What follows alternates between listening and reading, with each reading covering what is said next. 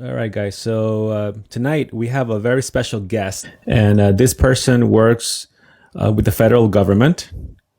I believe in the benefits section of it, I want to keep her anonymity as much as possible.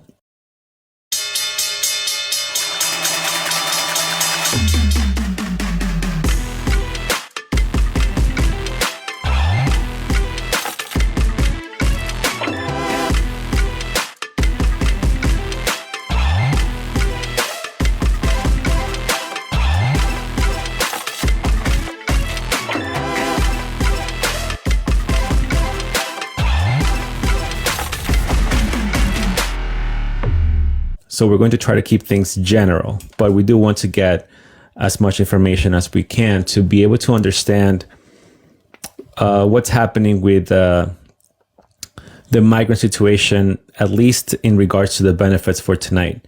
We had a similar conversation last night, but this time will be on a different section since this person actually works with the federal government, okay? And so that being said, I want to introduce Mel to the panel, the special guest for tonight. How are you? Hi, good evening. I'm good. How about yourself? How's Good, everybody? thank you.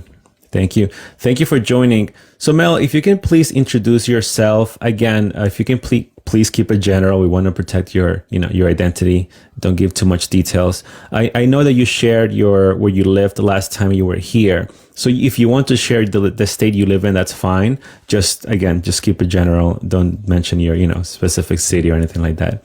So go ahead. Yes, I live about 10 minutes away from the border, so I live by a border area.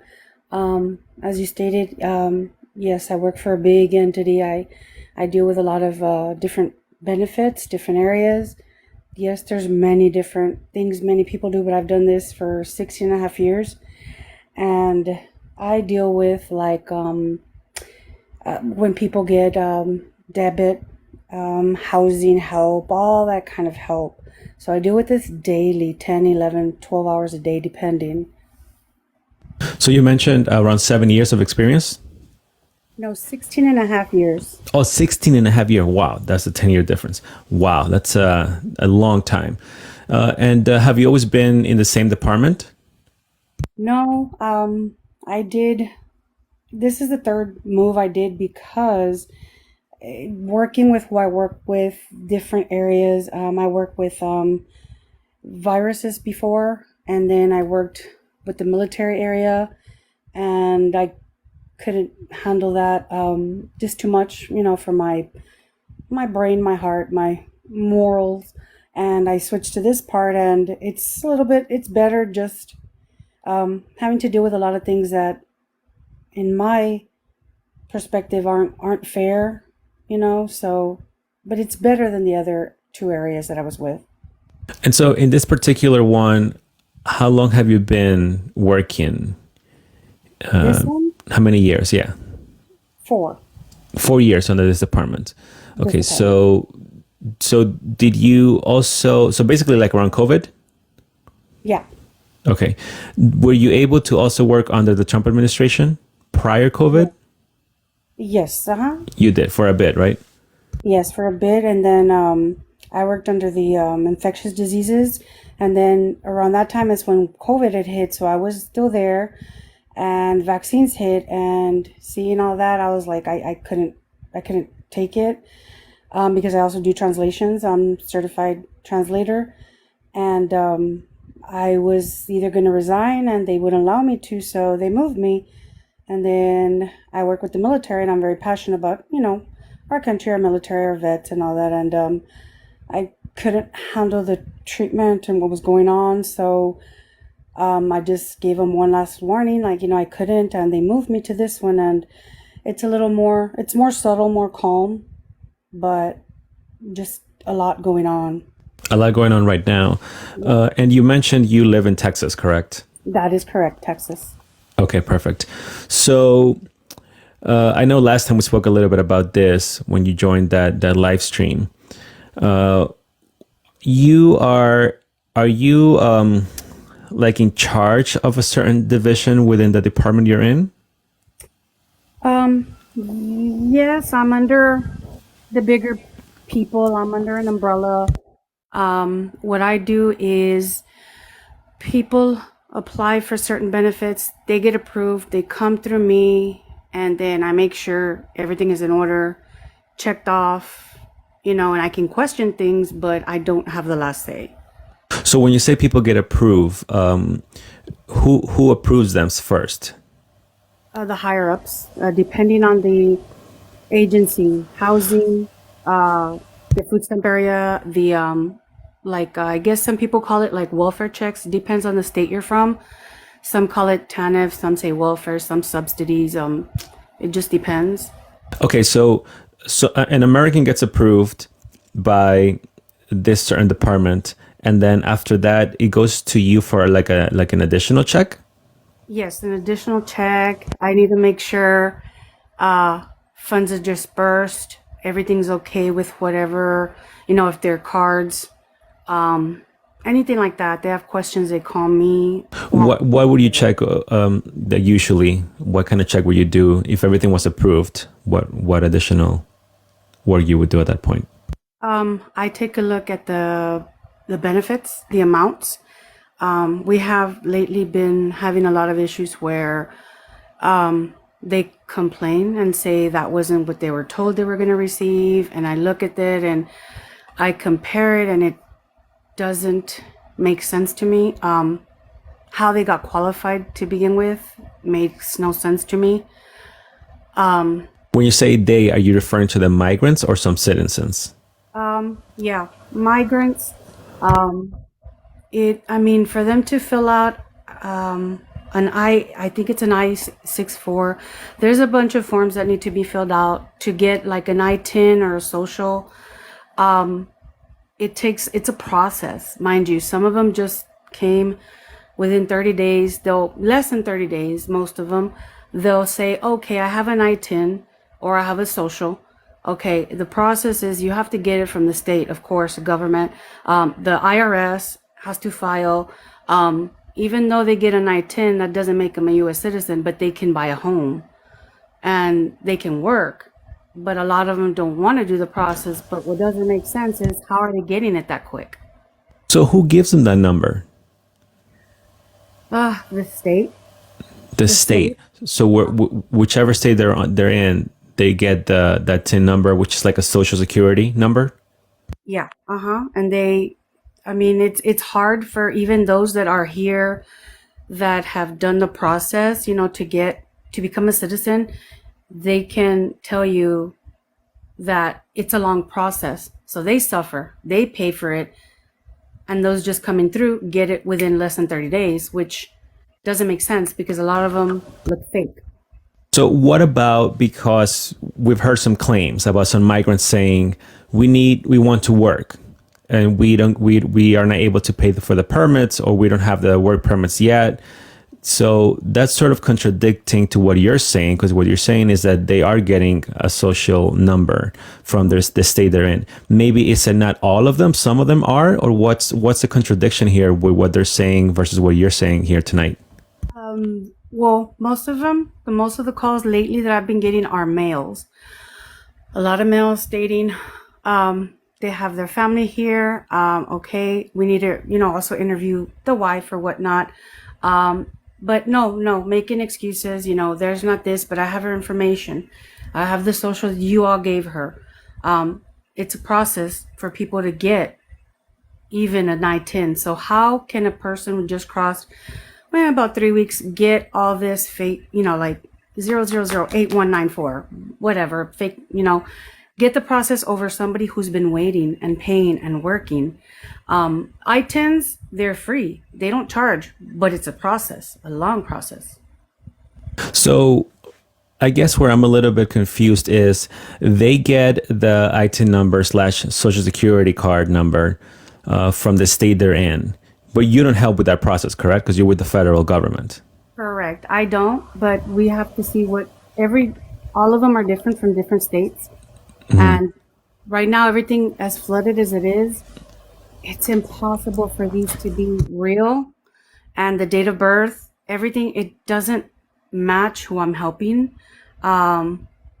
So So Chris in the comment section is saying that the social security number is way different. By the way, Chris, you also mentioned why we don't call them illegals. We call them migrants because that's what's being reported mainly. And we want to try to also keep the algorithm, because when people search for migrants, this information is going to show up. So that's why we try to keep it to the same language that they're using. Sure, you can call them illegal, but some actually have some form of legal status in the country, if you will. We just don't agree with how they're getting it, but that's another subject.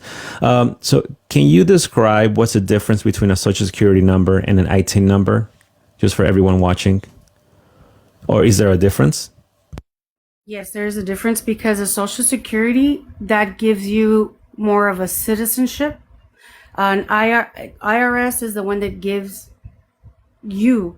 ITIN doesn't make you a citizen. You can buy a home, you can use it for work. It's just, it's limited, which is odd because it's similar. When we ask for an ITIN, it's like, okay, well, what do you mean? Social Security. Oh, okay, yes, my ITIN. Yeah. So Social Security, ITIN, you still have to pay taxes with it. Okay, that's just leaving. But the ITIN is provided by who? By the Social Security Department? IRS. The IRS. Okay. That's just strictly to pay taxes. Yes. For those But don't you have to have some form of some form of legal status in the country to get the ITIN, or is that specifically for people that don't have documentation? The ITIN, yes, for those who don't have documentation. Got it. Okay. Okay. So then technically they get it. They have to pay a fee for that, I'm guessing, or? No, the ITIN, which is ITIN, not it's ITIN. No, those are free. They get that for free. And that also, when that's showing that they want to legally work, they're going to pay taxes. And ITIN, they can file the taxes for free and get it faster. Got it. Okay. Do you mind if I bring Chris? Because he's been very active in the comment section. I think he wants to ask you something. Chris, go ahead. I'll let you ask, and then I'm going to let you go after that because I have more questions for Mel. So welcome to the panel, and go ahead. Of course. Thank you. Give me 1 second. I want to get the actual perfect definition because I don't want to give you anything fake. I appreciate that. About asylum seekers, or what are we talking about? Or people that illegally cross? We're talking about both, actually. So Mel, I'm not sure if you heard the beginning of the conversation. No, I didn't. So Mel is a special guest for tonight. She works for the federal government, and she is working in the benefits section of it. Well, we're discussing. Tarver. So wanting a better life does not qualify one for asylum. Actually, when you come to the border, if you read the Constitution, asylum is legal in the Constitution. You can come to the border and seek asylum. Mm-hmm. It's completely legal. Yeah. The problem is that I have is a lot of people, I think, don't do it, and they kind of just come across and they, all that. Mm-hmm. But the ones who actually do seek asylum, there is a certain paperwork and a certain way of doing it. And it's not impossible. I don't know somebody said it was 90%, people get turned away. That's not the truth. The people that got, flight, they got flew to New York and everything else. Mm-hmm. Technically, Greg Abbott and old DeSantis should be prosecuted for that because they were seeking. Okay, Chris, you're going to a whole other subject. Do you have a question related to the topic in regards to the ITIN numbers and what we're talking about? We will talk about that later on for sure. If you want to stick around, you can come back for that later. But right now, we're specifically talking about the benefits. ITIN is a way different than an SSN. An SSN takes a lot of time. Years and years and years.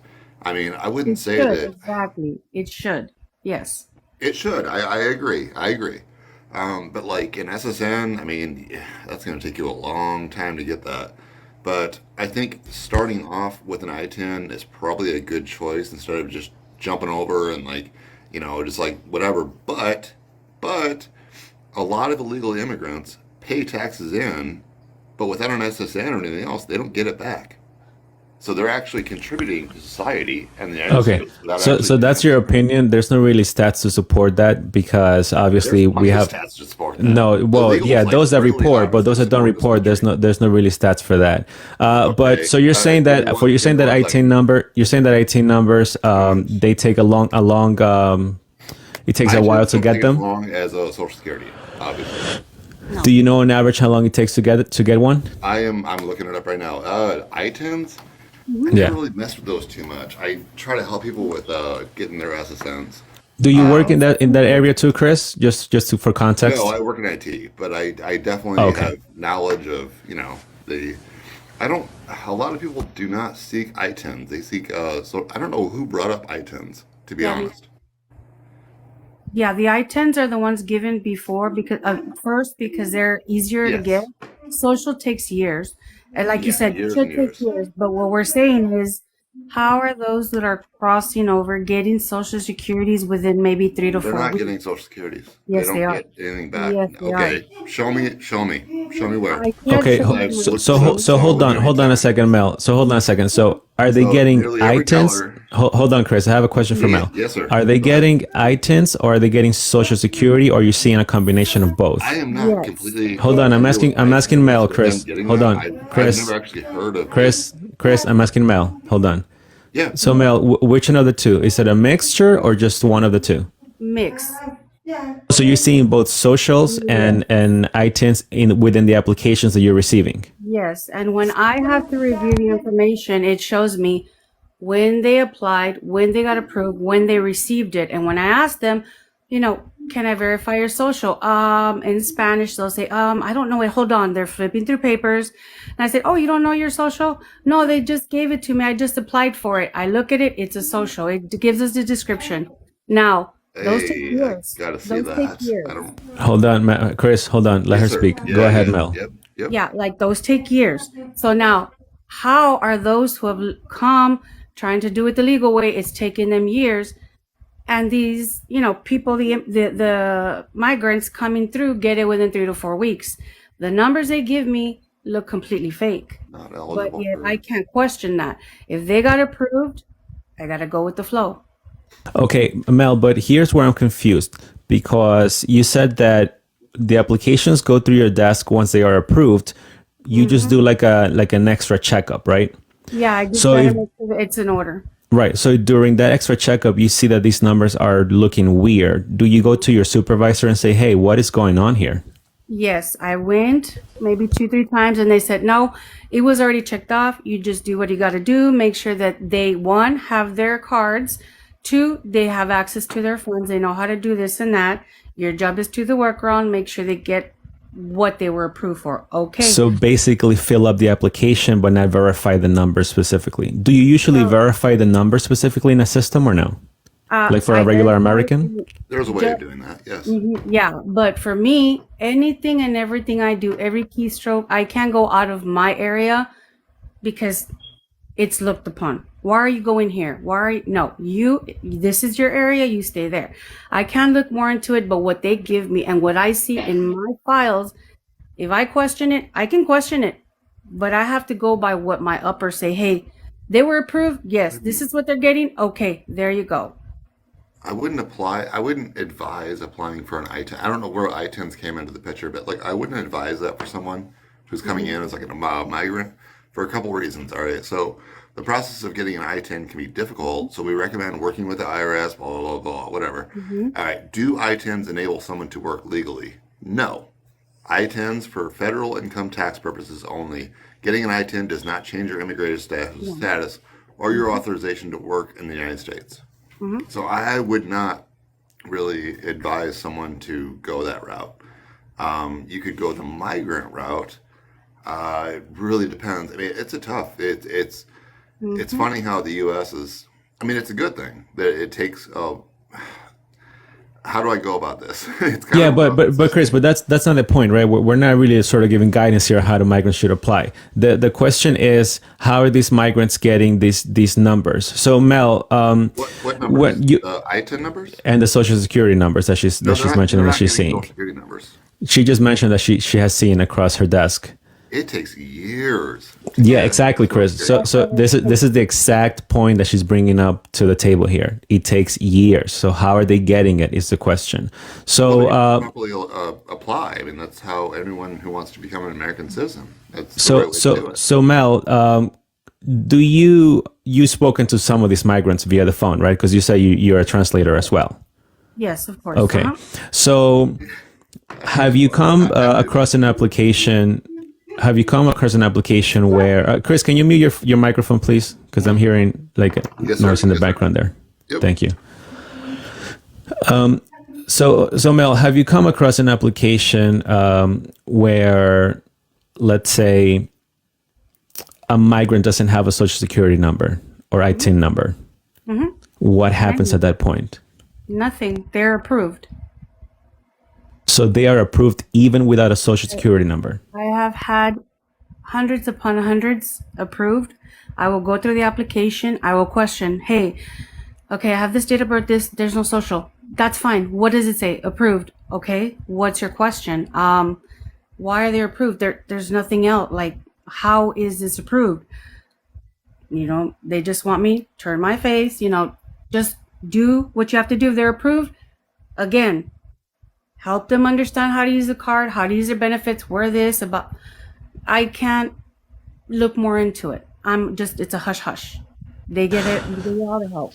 So you have come and you have asked your higher ups, hey, how is this getting approved without a social? And they basically just tell you to turn your head, if you will, indirectly. Correct. Yes. And then the application goes through and they get the benefits. Correct. What benefits So then, hold on, Chris. So then in with that answer, then that makes sense why some are saying that they don't have Social Security. So in essence, not all of them had a social or a ITIN number. So some of them don't have any sort of tax ID number, correct? That's correct. Okay, so then it's a mixture. That's what I wanted to make sure, because I reposted that video when you mentioned that, and there was a lot of feedback from that. So some are not getting the social, but some are, which is the odd part. Okay, Chris, I'll let you ask a question because I have a lot more questions for Mel. Go ahead, Chris. I'll let you ask. I'm curious on, I know where this is going and the benefits that you think people get when they don't have a social security number. Let's go with that. Because, it's been proven over and over and over again that it's not true. So you think that you have, What's been free proven? money, free cell phones, like welfare, all that What stuff, has been proven? that they do not receive any type of government welfare or money or cell phones or anything like that. It's You said that it's been proven that they don't get any federal welfare? Yes, it's been proven so many times. I can give you websites, government websites, everything else. It says that you pick a state, I will show it to you. Okay, so what about Chicago when they're paying up to $9,000 for rental assistance for migrants? People pick Chicago because it doesn't even crack the top 10 for per capita for murder. No, but you just said that they're not getting any federal help. So how is that not government help? So so $9,000, I've never even heard of this. Okay, you can go to my page. I actually cited various news sources that are on my page. Okay, so 9,000 on high end. Are these illegal? Let me finish, because you're asking. 9,000 on the high end for rental assistance. I believe is for up to 6 months for migrant families. That's correct, for migrant families. Okay. I'm looking. Okay, you type it. Put 9,000 rental migrants Chicago. Just Google that, and you're gonna find an article. Okay. Also, what about New York? They spent over $11 billion in migrant assistance. So how are you going to tell me that it's not proven that they're getting any government help? I'm not sure what. Right now. Chris, honestly, How are they going to keep track of? So then why is New York, Chris? Why is New York calling for budget cuts? Why is the mayor of New York doing that? What was that? If they're doing it, that's wrong. Chris, but you're coming here, you're saying that it's been proven that they're not getting any help from the government. How can you say that when all of these cities are complaining that they're running out of funds for helping migrants? Are we talking about, so we're talking about migrants. We're not talking about Of course, that's the topic. Look, the topic is migrant benefits. That's what we're talking about. I don't mean to press you. I don't mean to push you too much on this, but I do have to press you because of what you said. But migrants come here legally. Chris, that's not the point. Chris, that's not the point. There's over a million. Chris, illegal aliens. Chris, there's over a million gotaways. Over a million gotaways. So there's a mixture. Yes, technically, those that go through the point of entry ask for asylum and they're given entry. You can call it legal. Doesn't mean that their asylum is valid, because most of those asylum cases will get denied because they're fraudulent cases. Yes. They are not real asylum cases. But you can call them legal, if you will, but that doesn't negate the fact that case could take between what 2 to 6, maybe longer than that.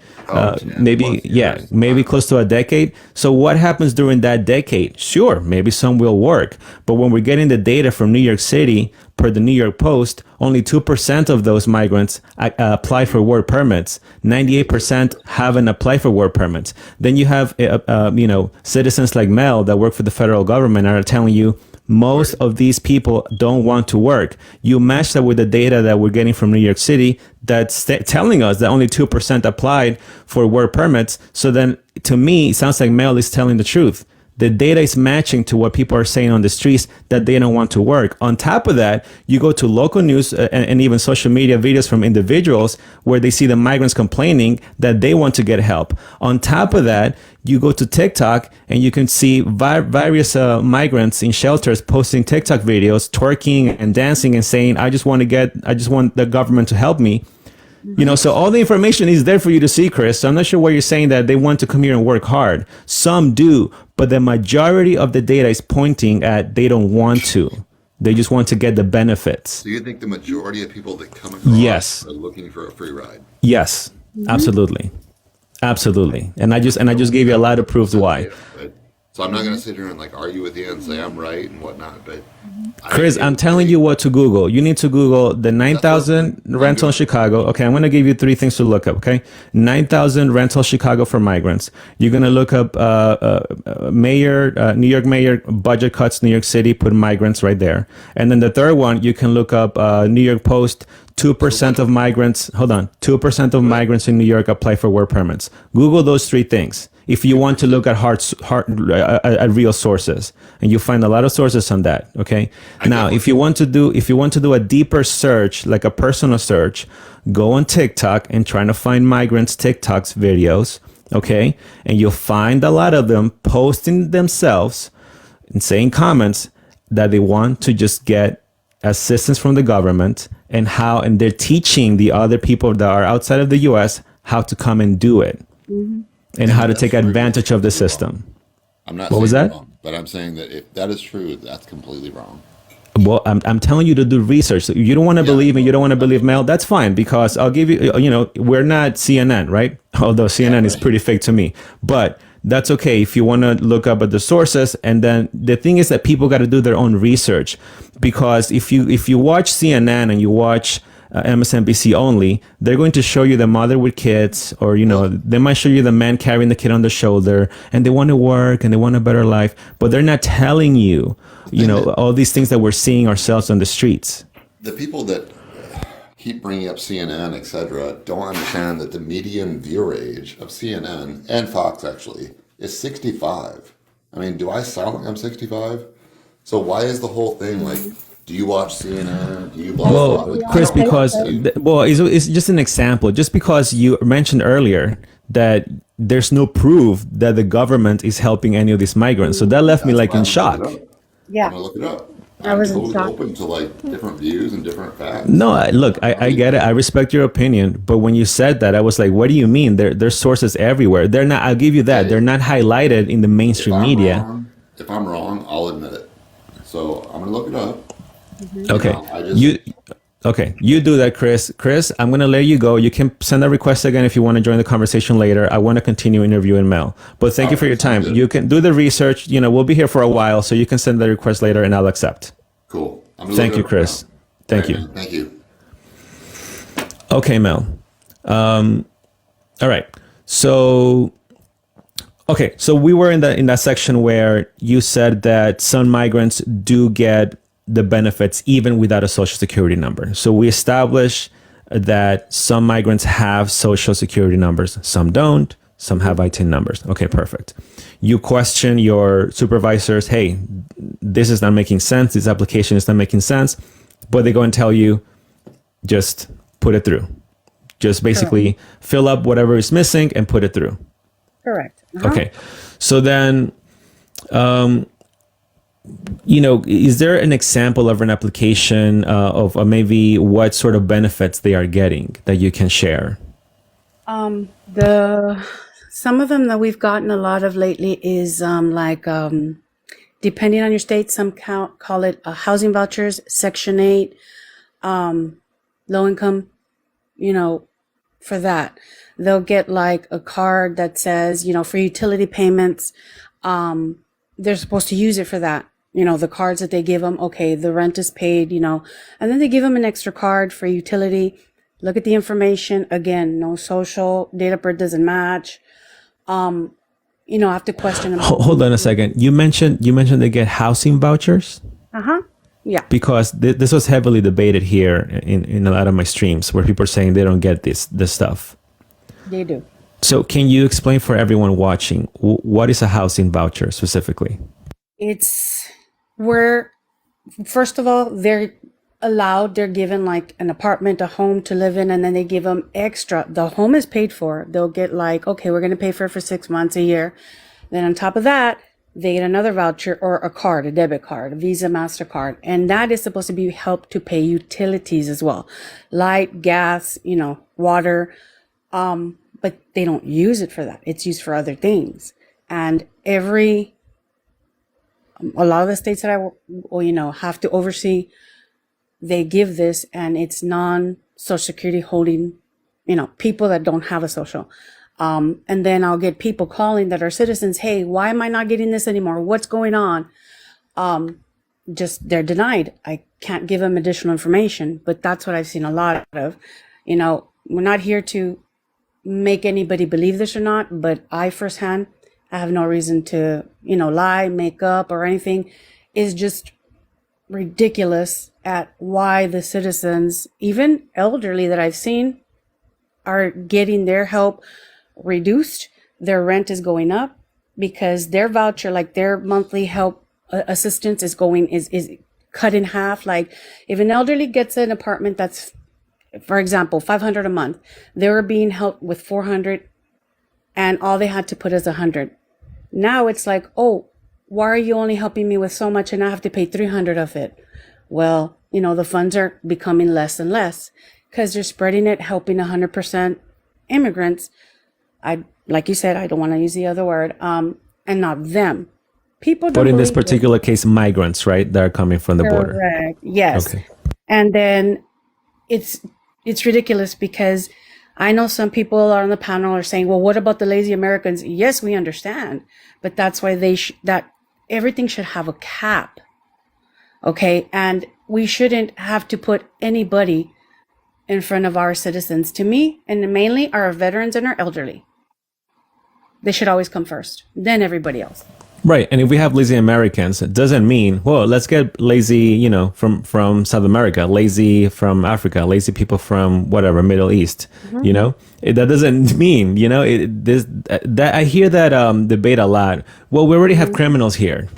So because we have criminals here, well, let's bring more criminals from international criminals. Well, because we have criminals here. Like, I don't get where that notion makes sense. Exactly. Okay. So, all right. It's good that you mentioned the funds that you're seeing that they're being it's affecting other Americans, because this is another debate where a lot of the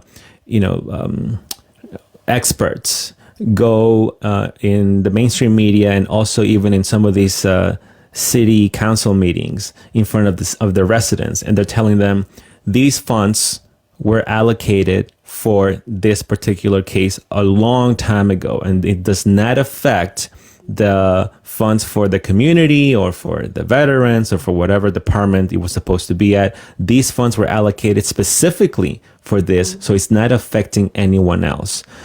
Do you know if that's true, what they're saying? The funds for what? For if we had like migration this big? Yeah, like if you remember the last live stream, we had another person that I believe she said she worked in the area too. And she was asking you and she was pressing you about how these funds were allocated for migrants specifically. Meaning that, you know, if the federal government is going to spend 10 billion on migrants, it will never affect the citizens because those funds were allocated for them only without affecting the citizens. Do you know if that's true, that the government does have that allocated separately I mean, I'm sure that maybe they name it separately, but do you know if there's any sort of proof that it was never taken from the Citizens Fund? Which, by the way, still doesn't make sense because we have people here that work for some parts of, work with the benefit area department or the benefit area for citizens or residents. And they're saying that their state or community leadership will tell them there's no more funds for this program anymore. And then 6 months later, boom, they had funds for migrants. Right. So that doesn't really excuse the behavior of the federal government giving so much money to the migrant benefit area. But the question is, do you know if this is true that it's the money that they're sending the migrants is allocated specifically for them and it doesn't affect the citizens, like you're saying it does in the particular case that you mentioned right now? But do you know if there's any truth to that, or have you heard anything about that? Well, there are always funds allocated for certain things, specifics. I mean, there's always going to be, okay, not specifically for migrants or immigrants, but for housing for this state, for housing for this county. Once those funds are running out, they're going to request more. There's always a limit to everything. That's why they combine everything that's been given, that the United States can use. And then they're calculating everything from this state, from that state. Funds are going down. Where do the funds get replenished by? From who? Taxpayers. But remember, not everybody has real socials. Not everybody pays taxes. Like people say, we have lazy Americans, which is true. I will repeat, lazy Americans, like all around. But the difference is, who should we place first? Always us, our elderly. It does come from taxpayers as well. Once they're running out of however the funds, they're going to keep trying to bleed off. And I myself pay way too many taxes. We pay a lot of taxes. We get taxed when we get paid. We pay taxes when we buy food, merchandise, whatever. Then we have to pay taxes when we do our taxes again. So a lot of our taxpayer money is going where? We're not going to see it in a few years. I mean, I don't understand why a lot of people say, hey, this is the U.S., this is land of the free, land of the free, many opportunities. But remember, a lot of us work hard. We pay a lot of taxes. I do care where my taxes are going to go or end up. I want it to go to, help people who need it. All these military age men and everything that are coming through, you are not going to tell me I'm not seeing what I'm seeing daily. I'm not going through what we're going through. Our people down here don't fear going to Walmart and Target shopping because men are following them, trying to kidnap them. Look into the state of Texas, California, and all these, how many people they haven't caught trying to traffic people. They're not from here. Okay, a lot of these people will disappear like nothing. That's why they don't want to put their thumbprint. They don't want to register. Many of them don't have, how should we say, vergüenza. And they will say, no, I came from Nicaragua because I wanted for the U.S. president to pardon me because I was over there for murder. But it was for self-defense, but we don't know who or what's coming through. And that's who's getting approved. The majority of people I'm seeing are male.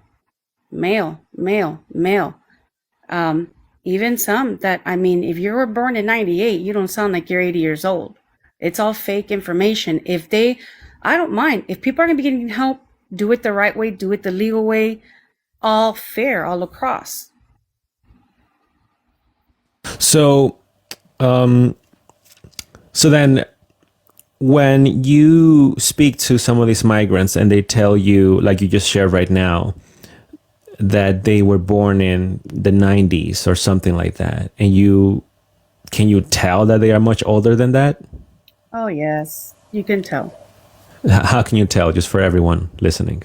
A lot of times, besides them seem a little confused, their voice is way older than what they should be. If you're born in 95, you don't sound like you're my 85-year-old grandpa.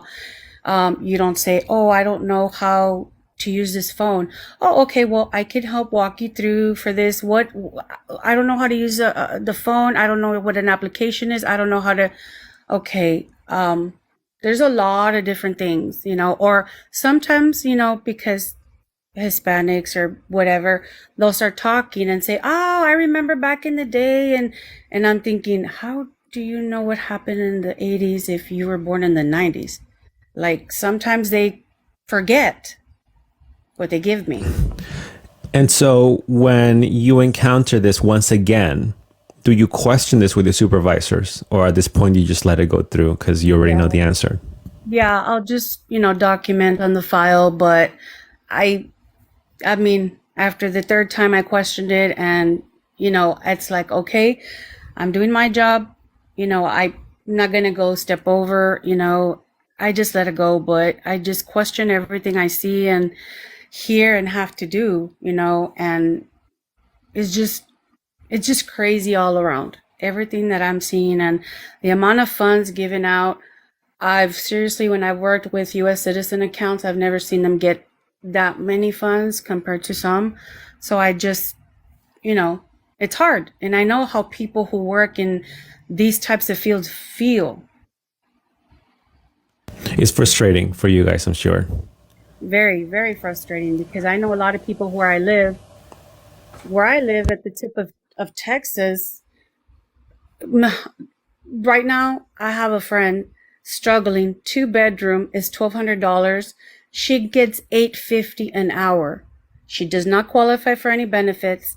How is that fair? She works 40 to 50 hours a week at $8.50 an hour. That's minimum wage in Texas, at the tip of Texas.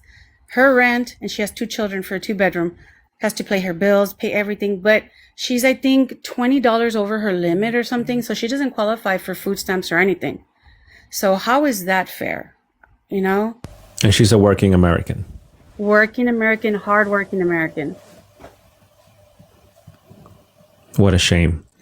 I do want to go back to that. I want to ask you a follow-up question in regards to what you said about how you're seeing that the federal funds are the federal government funding these migrant programs is affecting the funding for citizens. But before that, I got this data from a benefit, a worker a benefit. A worker that is doing this line of work in a benefit area in a state up in the East Coast. I want to keep it anonymous. That's why I was trying to find the right wording here. So she sent me this data, and I want to ask you something about it. So she said, here's the data from the shelter. 64 beds total. 48 beds are migrants. Out of those 48 beds, 42 are men and 6 are women. So out of this shelter data that she sent me, most of the beds within the shelter are being taken by migrants. And on top of that, most of these are men. Does that match your data as far as the applications that you've seen are mostly for men? Yes. Really? Yes, they are. And like I said, I've seen many, many, many, many come through, and they're military aged. They're very well built. You'll see them walking around. You look at them and they'll stare you up and down with this evil look, and you're like, okay, I didn't even look at you cross-eyed. They walk around like they're not afraid of anything. So it's like. So wait, have you seen them in person too? Yes, because I live 10 minutes from the border. I used to cross. Yeah, I used to go to Mexico a lot because I used to go buy medication because it's affordable. It's more affordable, but we don't do it anymore. It's too much violence.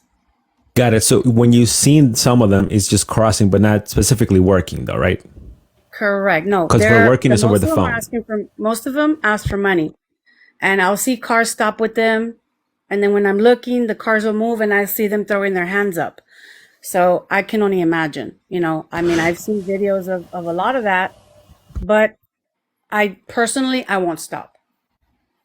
Okay. So just to verify, most of what you've seen are men when you're, within the area that you live, but also within the application process where you work for under the federal government in the benefit department or area, it's also mostly applications for men. Or from men. Correct. Correct. The Wow. most applications for men. That's shocking. And well, maybe I'm not that shocked, but for some might be shocking because the mainstream media again just keeps showing the mother with kids. So you figure that most of them are mother with kids. Okay, so you mentioned earlier about how an elderly person may be paying a little bit more, let's say from her own pocket, out of pocket for rent than usual, and you think it's because funds are being dispersed to migrants as well. For someone that might tell you, well, how can you prove that, or what have you seen that may prove that? What would you say to that? They can do their own research. Most won't believe it even if you show it to them, serve it to them in a platter like you just proved. Many people were saying we never had an open border. We never had a border crisis. There's this one picture that went around where there's a lady holding a little girl crying, screaming. People were saying, oh, they're separating them. My nephew is a sergeant with the Border Patrol. He was there. He was laughing and saying those reporters were telling them how to pose to take the picture. They were telling them when to run. There's a photo that went very viral where one of my friends, he does horseback for them as well. They were telling some of them, migrants, they have to go back, be careful, because there was a lot of, I guess, U.S. citizens who were trying to stop them as well. And they were telling them, you need to stay on one side, leave them alone, we'll take care of them. People were saying, oh my God, he's whipping him, look at the whip. And you can see the migrant smiling, laughing, running. He was not trying to whip him. His cord from his horse fell and he grabbed it, and we lifted it. The photographer caught the perfect picture where it shows like he's going to hit, the immigrant with a whip or something. And that wasn't even what happened. And you can clearly see the immigrant, the migrant was smiling. They were giving good food and everything. The media plays a lot with the videos and photos. But a lot of this stuff out there is posed. Yeah, and I think that happened also under the Trump administration. That one time where I believe a picture of a migrant kid, I'm not sure if it was a cage or something like that, went viral, and turns out it happened under the Obama administration. Yes, and then they just exactly. didn't talk about it anymore. Yeah. Okay. Do you mind if I let John come into the panel? I think he wants to ask you something. Yeah. And then I do have more questions. Okay, John, go ahead. You can ask or share your statement here. Welcome to the panel. Make it brief because I have more questions for Mel. Well, first, I want to say that I really like your channel and I appreciate the professional way that you conduct it. And I'm happy to join you every time we're on. And I appreciate the lady. I hope she doesn't mind I call her a lady. These days, it's very hard to know how to call people. And I appreciate her sharing. She's very right in just about everything. I agree with her. The only thing is I would like to understand a little bit more where the money come for all of this, because there is big money involved. And as much as I'm trying not to get another violation or not to get somebody a violation, I'm trying to understand where the money come from, because it is something behind all of this. It's a call in. They're called in. And we're not talking about Mexico and South America. It's basically a call in from all over the world. There is a movement, and I don't understand yet what the movement is. It's something beyond what I can understand right now, and I'm not sure what to make out of it. I can see what is happening, and she's right, but their money coming in from places that it just doesn't make any sense. It's somebody trying to collapse this country. I don't know what to make out of this as right now. It's just I see there is something going on. really hard, and I'm trying to understand it. If anybody can explain a little bit to me about it, I'm willing to hear, and I'll try to make sense of what it's happening. But she's right. She's totally right. Got it. Thank you, John. I appreciate that. Thanks for asking and sharing that statement. Yeah, Mel. So basically, John is asking, where is all this money coming from to support this? And on top of that, do you think there's an agenda, being that you work in that area? What can you share? Okay, as in my opinion, as far as, that, I strongly believe and feel that there is an agenda, a bigger agenda that we cannot even wrap our heads around, because the types of migrants, which somebody keeps saying there's a difference with immigrants and migrants, there is, but for the sake of the live, we're using the word migrants.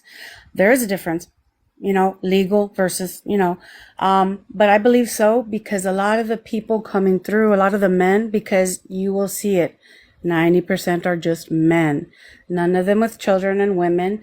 It's rare the children we see, and they're completely doped up. They're half asleep. They're non-responsive. I mean, I truly wish that the news would show the few children that they have found unalived, SA'd. That's how they were unalived, or others. There's been many, and I only know this firsthand because, like I said, I can count maybe 9 or 10 that people that I know that work with a BP, and they are very distraught with what they find.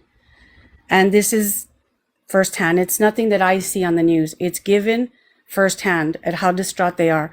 A lot of the BP have had to have counseling because of what they find.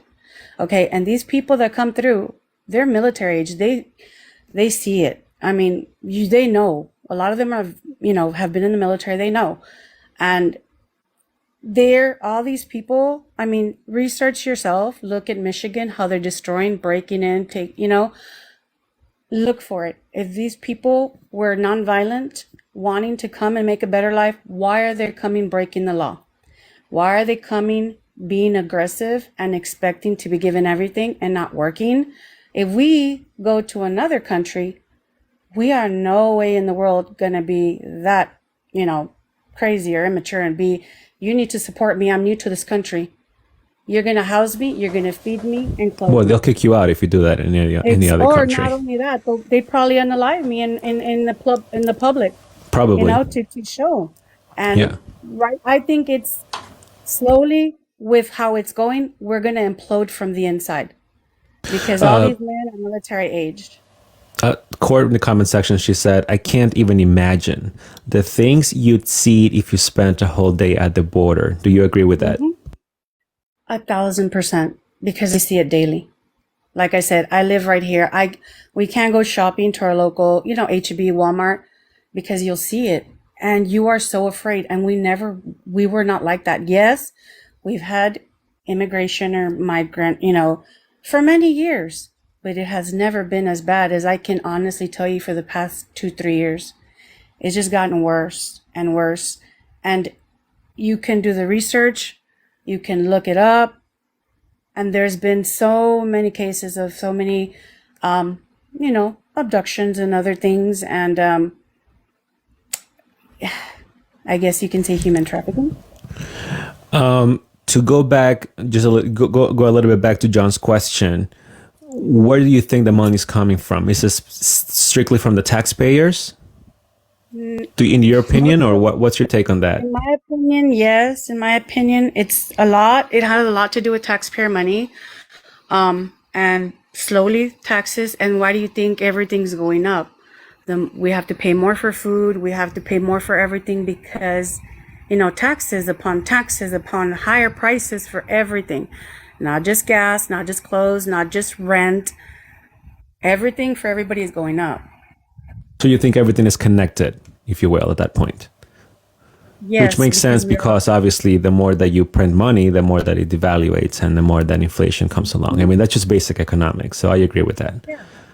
We're under one umbrella, the government. And if people actually keep researching and check, while we're too busy with this immigration issue, who is planning and gathering and meeting besides China, Russia, and all these other places, trying to devalue the American dollar. So no matter how much money we're going to have, we're going to save, how many taxes we pay, they're trying to devalue our dollar and do cancel trades with us. So it's like a bigger picture. That's a bigger picture. Lou has a comment that's related to what you're saying. She said, Trump warned us about this mess, yet he was criticized and labeled a racist. What do you think about that? In my opinion, yes. I'm going to be honest. At first, I didn't really even like the word Trump. I couldn't stand the thought of him. But I was looking into, why do people not like him? Because he has a big mouth.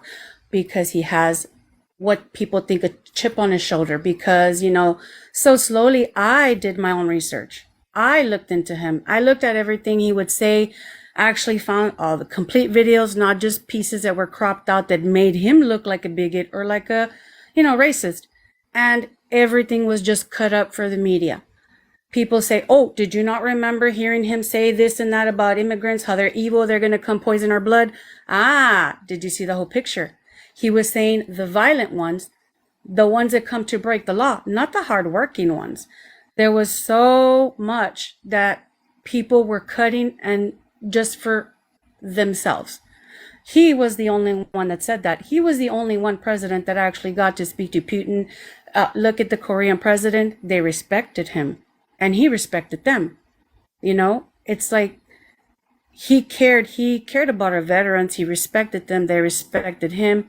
He cared about our citizens. He wants U.S. to be number one and as strong and powerful as we used to be. He doesn't mind immigrants or migrants. He just said, do it the right way. And it's as simple as, when you're crossing, sign up. Just your fingerprint. Why are they refusing to? Why? What is the big deal? If you have nothing to hide, you have no reason to put your thumb there or sign up. Many do, don't get me wrong. The families that do are trying to cross, those are the ones that were in Mexico. They were in tent cities. They were being fed, by the community and the government. They actually filled out the paperwork and everything. But the rest were over here fighting, beating, stabbing our military and border patrol that were trying to protect until the president said, no, open up the borders, let them come. When it got too much, when Texas and California said, hey, we're doing too much. What about all these other states where all these members of the state and stuff said, open the borders, okay. Now you all can have them too. You're allowing them entrance to the United States. Why not let them travel your all states? They were getting upset. But why? Now they have a taste of what we've been going through for the past couple of years. Well, by the way, President Trump did mention a lot of, he made a lot of good statements towards immigrants, but those are never highlighted by the mainstream media. They like to keep going to the ones that you mentioned, and they heavily edit them or cut them. They don't show the entire context of the conversation. So I agree with that. I want to ask you real quick about what you mentioned, that some migrants are afraid to fingerprint themselves or go through the process. Has your family member come across that, and has he shared what happens with those that try to escape or avoid that sort of processing? What happens with them? They'll fight them tooth and nail. They will refuse to, because you asked them nicely when it first started, hey, get in line, do this and that. No, why? I'm not a U.S. citizen. You can't tell me what to do. Whatever, I don't want to say a certain, because I want people to say this. I'm from this place. You can't tell me. But yet they come with that mind frame that they're not U.S. citizens. They want to come to the U.S. and not follow the laws, because that's what they say. I'm not from here. You can't tell me what to do. So some of them deny to put their fingerprinting, take photos or whatever it is that they do? That's why. But what happens to them though? Do they get pushed back or returned, or do they still make it through? What happens? They just walk away like nothing, and then they cross, because the river, there's some parts of the river that you can literally walk across. The water's like to your waist. So they just whatever, because the I think president that's the had Black stopped Rocks, I them. think, if I'm not mistaken. So you're saying that they become gotaways at that point, at some point? Yeah, they just can't. I mean, if they don't want to, they cannot be forced to. And those that want to do it the right way and actually want a better life, okay, what do you want? They sign everything, paperwork for all their members, family members, and then they're giving numbers, but they're still, they were still in Mexico, they were fingerprinted perfect. But if you see, if whoever doesn't believe it can do the research, proper research. They broke through barricades, laughing, running, whatever. All one here, though, they were proud to be interviewed, and they admitted why they came to the United States. And they were men, and they were saying because they were wanted, and they knew the United States would forgive them their crimes, and they wanted to start again new. But then question, oh, you're gonna come, you want to build a better life, you want to get a job. They would just laugh like, no, this is the land of the free. I come to be supported. It's like a lot of them say that. I'm not saying all of them do. I'm not saying that. But a lot of them do. And that's just not fair, because we as citizens, we have to work for what we want and what we need. So just for reference, guys, I want to read this article here real quick, just at least the title of it. This is per the New York Post, published on May 15th, 2023. 1.5 million gotaways have slipped into the U.S. under Biden, 3 times as many as during the 3 years of Trump. Obviously not counting COVID. Yeah, that's a pretty big number of gotaways right there. And those are people that just skip the processing completely and just enter the U.S. without any sort of tracking or processing or anything at all. Wow. Yeah. Okay. They just give it a number to report. Like they're given a number, and they say, okay, at this date, you better be at this, you're going to have a hearing, but nobody appears. They're just gone. You can't find them. You can't track them. They promise to come to the hearing because they want to be processed for citizenship. So you're saying that they're still giving a number? What number? Just like they're given like a paperwork. I can't tell you what number they're on, but they're given a paperwork that says their supposed name, which of course we don't know if it really is or isn't. They're given a name, whatever, and then they say, okay, you have to appear here at the Capitol, whatever, at this time. That way we can start your paperwork. But nobody comes because, once they leave and they're bussed off, you don't know where they're at. You don't even know their real name. But are these for the ones that go through the processing system or the gotaways as well? Because from what I understood, the gotaways just slipped through. Yeah, a lot of them just got away, however, but those that were bussed, you know how the past maybe 8-9 months they've been bussed? Well, those that are bussed, they're given paperwork. And Got it. So those that are bussed, yes. Yeah. So as you've seen, if you can research, whoever wants to research it, you'll see them walking off buses with paperwork. That paperwork is for them to show up at a certain address at a certain hearing so they can start their actual paperwork, but they don't show up. It just, a lot of the cities can tell you the paperwork is on the floor, on the streets, in the trash, because they don't care. Once they pass that boundary and they're in the U.S., that's it. Copy. Okay. Going back a little bit to the housing vouchers. Can you just, by the way, do you mind just briefly introducing yourself again for everyone that just joined the live?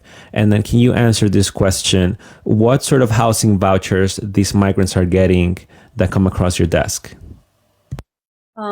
Utility assistance, rental assistance, that kind. They're just called different things. For some, it's for the low income, or some call it Section 8 in different states. They have different names.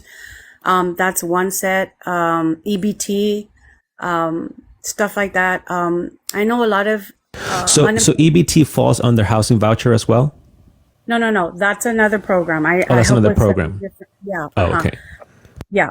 But that's the type, to help. So housing voucher specifically, what is it? Is it like a Visa card, or they actually find you an apartment, or? It's a Visa debit card. Some people get checks, but not all of them, because they can't get like a state ID.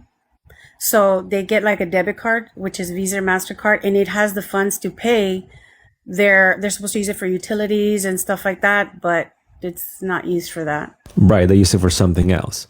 Okay. So guys, for everyone joining, Mel is a special guest for tonight. She works with the federal government, and we're trying to be general to give her anonymity as much as we can.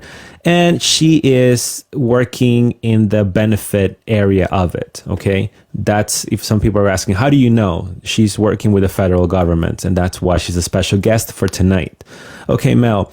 So for housing vouchers, they get these cards to pay the bills, if you will, right?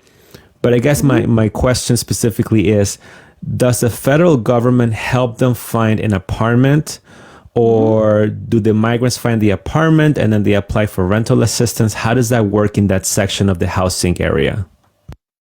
Yes, there's certain, it depends on the state they're in. They have like certain housing or certain homes that are meant to house like citizens. And it's given, to them before the citizen. They're put in there first. So then when they're in there, of course, when they come, they don't have a job or anything. So they're given the vouchers or the like debit cards to help pay the rent, buy, anything that they need. So the government, it is giving them some form of housing that was supposed to be for citizens. Yeah, the government assists in, the states, and the states are the ones that find the housing that they already have. Like every state has lists of houses and apartments and whatnot. They assist and put them in there. A lot of them are also housed in hotels and stuff like that. Some pretty, fancy, some just regular, but that's where the funds are going to as well. Got it. Okay. So how it works is a migrant contacts the state for assistance. The state provides the housing, but the state goes to you, to the federal government, to get some form of funds to cover that housing. Is that how the process works? Yes, correct. The funds always come from somewhere, and it's just like your job. It comes from one area, the top. So it just goes through. We need to make sure everything is in order. So that way, if anything else is in question, hey, we let them know. They go back to the exact entity that they're getting it from. Like I said, it could be many because it's so many states, and see what is going on. Got it. Okay. And just because someone asked, is this housing assistance permanent, or do you know how long it is? Or is that something that is up to the state at that point? You have no knowledge of. Yeah. Correct. I've seen where some they're covered for 6 months, some for a year. So it just depends on the state. Got it. Depends on the state. Have you seen that this is only going to mother with children, or also men have taken advantage of this? Yes, men as well. Men as well. Do you know if the majority are men or women with children, or you don't know? That's come through my desk lately, it has been majority men now. Wow. Okay. I have Norma here. She wants to join the panel. Do you mind? I think she wants to ask you something. That's fine. Okay. Norma, welcome to the panel. Please, you can share your question. Go ahead.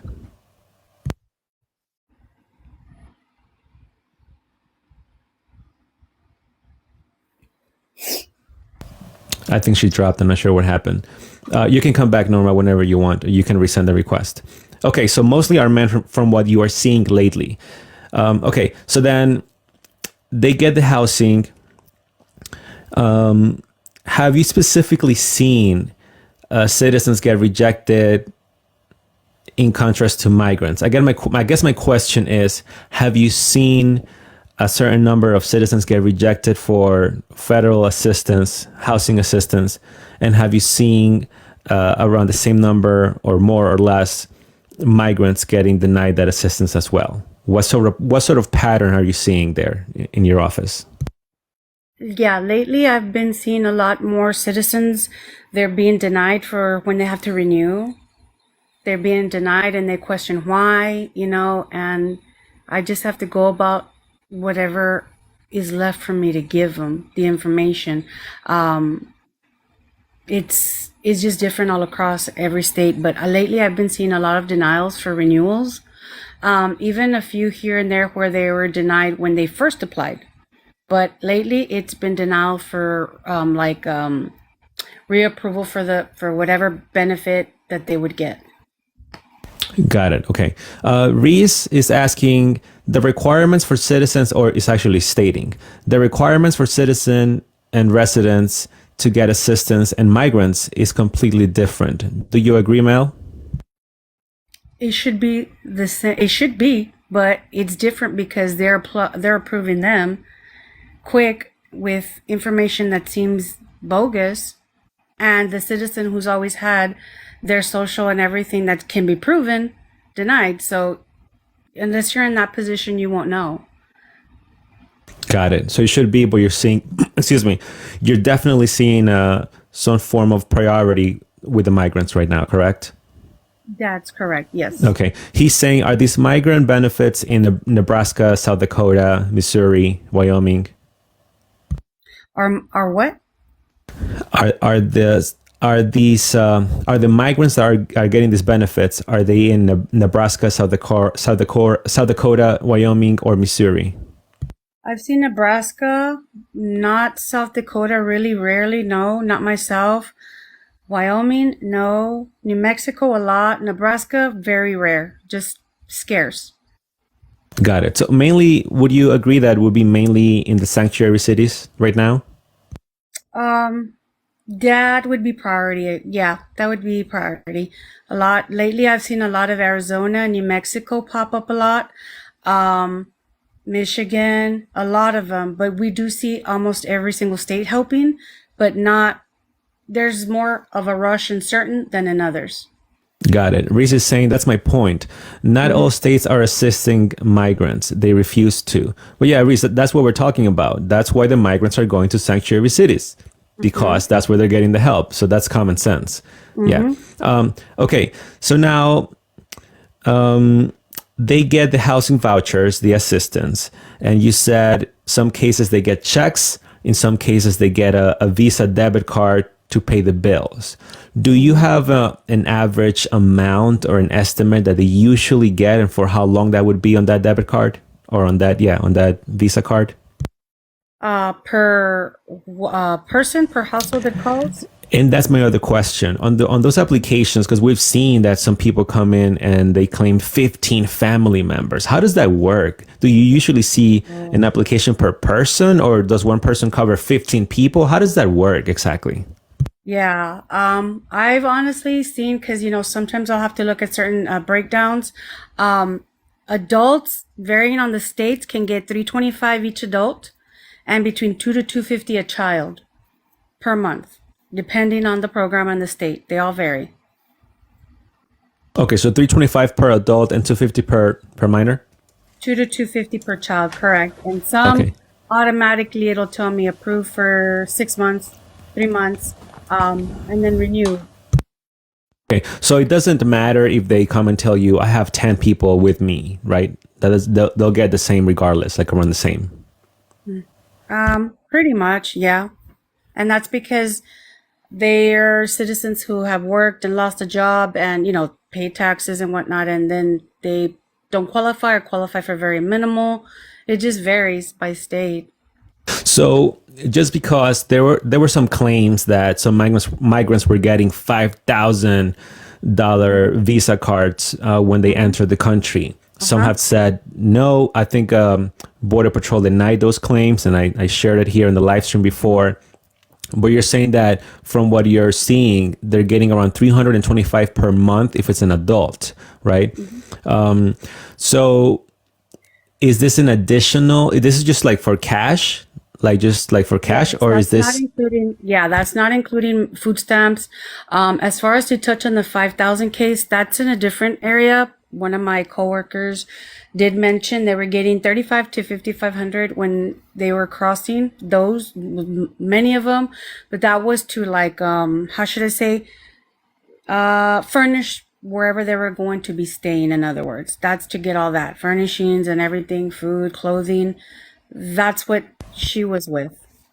So you have a coworker that actually verified this is true. Some of them did get between 35 to 5,000 per person. That they were coming. Yes, I didn't work on that one, but I know we're always sharing and oh my goodness, how is this happening? How we're going broke. The country, not us. Wow, personally. That is wild. Do you know if this is happening still today? I haven't really spoken to her the past week and a half because we have both been just flooded with this that's going on with us. I mean, I'm supposed to work 8.5, 9 hours. I've been working 11 hours a day because it's just crazy. Trying to get everything in order, situated, all your cases out. But I've known her for 9.5 years, and, and it's just like we say, it's just kind of frustrating, and, it just hurts. It hurts. Mel, if you don't mind, if you ever speak to her again, let her know that I would like to talk to her, and I can try to keep her again completely anonymous, and we can try to figure that out, because I do have a lot of questions about that, because a lot of people are saying that that's true, and another group are saying that's not true. When I looked into it, supposedly it wasn't true. But now that you're bringing that up, that you say you have a coworker that actually verified this information, I would love to ask her questions about that. So, if you can, that would be great. But if you don't, that's okay too. Yeah. Okay, so just going back then to what you can verify. The $325 you said per adult that they're getting per month. This is in addition to rental assistance? Correct. Rental assistance and food stamps. Yeah. How much would a single person or per person would get for food stamps?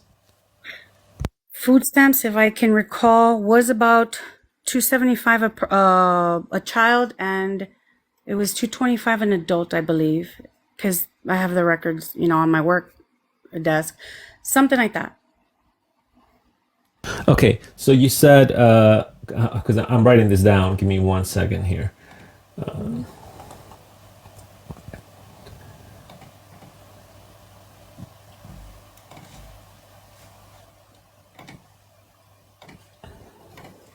Okay, so for EBT, how much was it again for per adult? I believe it was $225 an adult and $275, something like that. Oh, the money, the food stamps? Yeah, the Or the money? EBT, money was the food three- stamps. Oh, okay, yeah. I believe it was $275 per child and $225 adult, something like that. Okay, so $275 per child, and then per adult was how much? $225, I believe. $225. Okay. Yeah.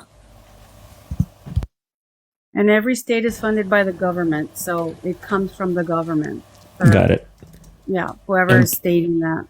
And cash was $325 for adult, right? And Yes. per kid, how much was it again? I believe it was $250. $250 per kid. Okay. And again, this is in addition to rental assistance. Do you know how much they would get for rental assistance per family, or how does that work exactly?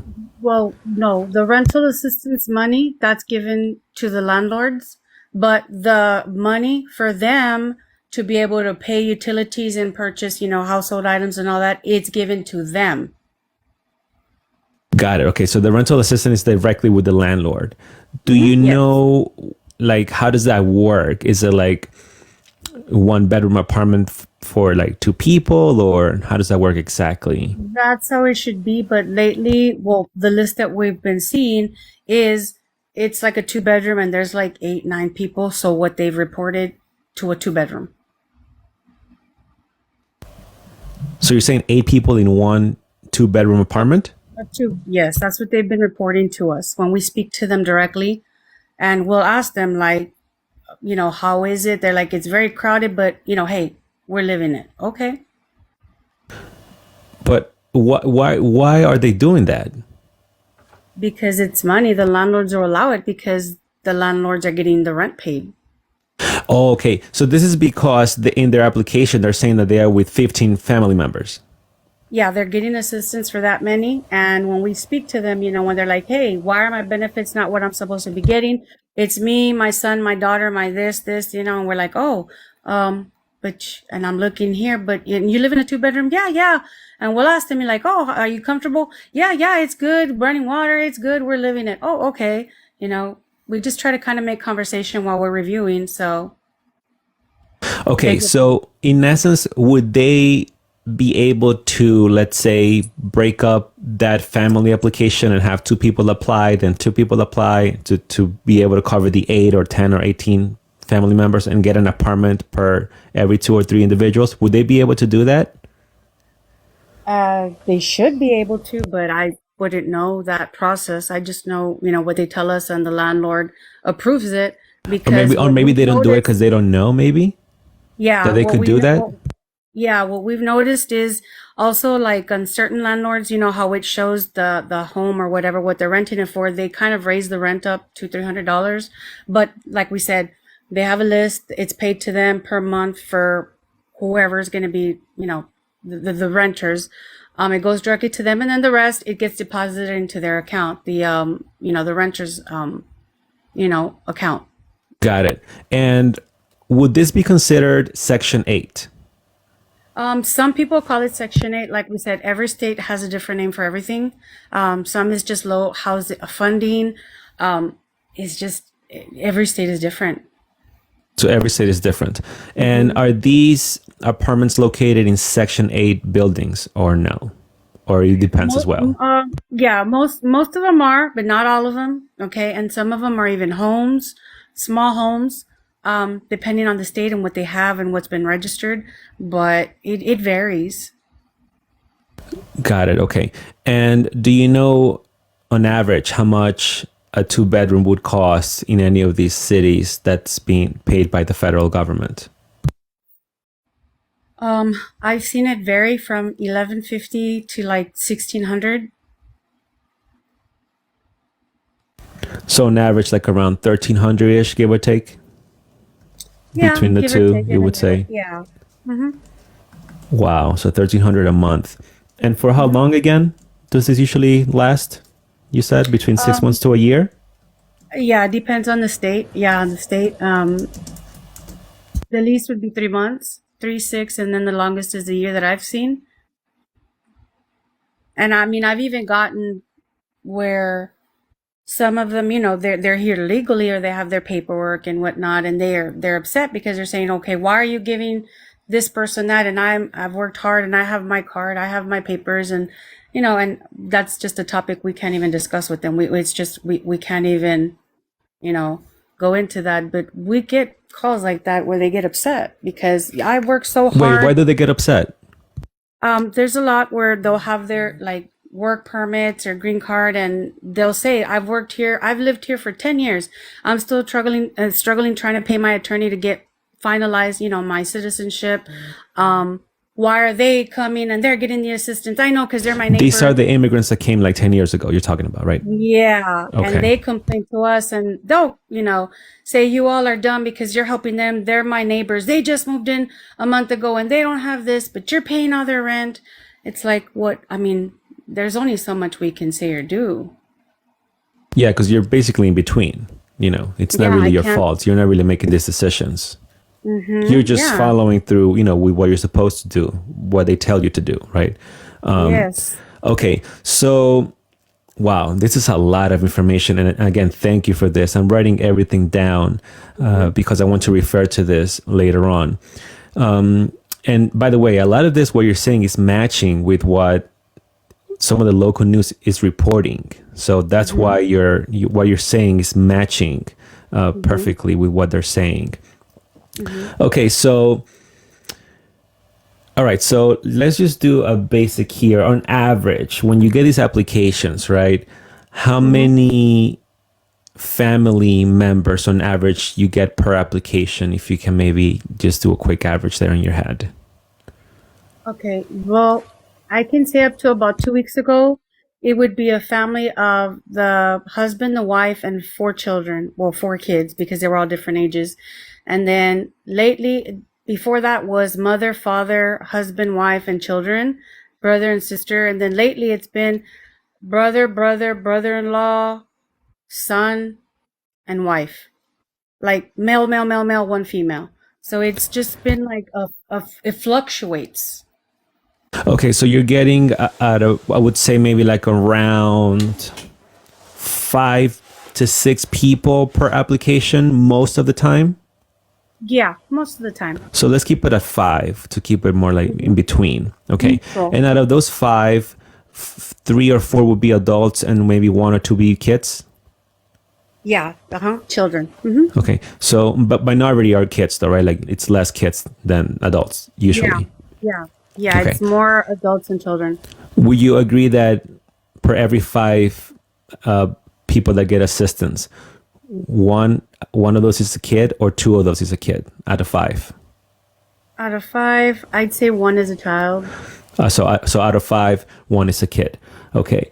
So then in that case, so one is a kid. The kid will get $250 for cash expenses, and then he will get $250 for EBT, right? And then we're going to add for adults at $225 for EBT. I'm doing the math right here. Okay. And then we would do for adults for cash. Okay, so this is 1, 2, 3, 4. Okay. So for these 5 family members, on average, they are getting between EBT and cash around $2,700 a month. Okay. That's correct. So so about 20 is 27.25. So let's keep it just rounded to the nearest hundred. So $2,700 a month plus, let's add the 1,300 average that we discussed for a rental. So they're getting around $4,000 a month. At least. At least, yeah. And this is, again, I kept the rent low, close to the 1,100 that you mentioned, because you said some could go up to 1,600, right? Yeah. Okay. So $4,000 a month in benefits from the federal government, from the taxpayers. And that's what you're seeing and is going through your desk approved. Correct. And they're getting this, whether they have a social or not, they're getting it anyway. That's true. Via the state, correct? Correct. Okay.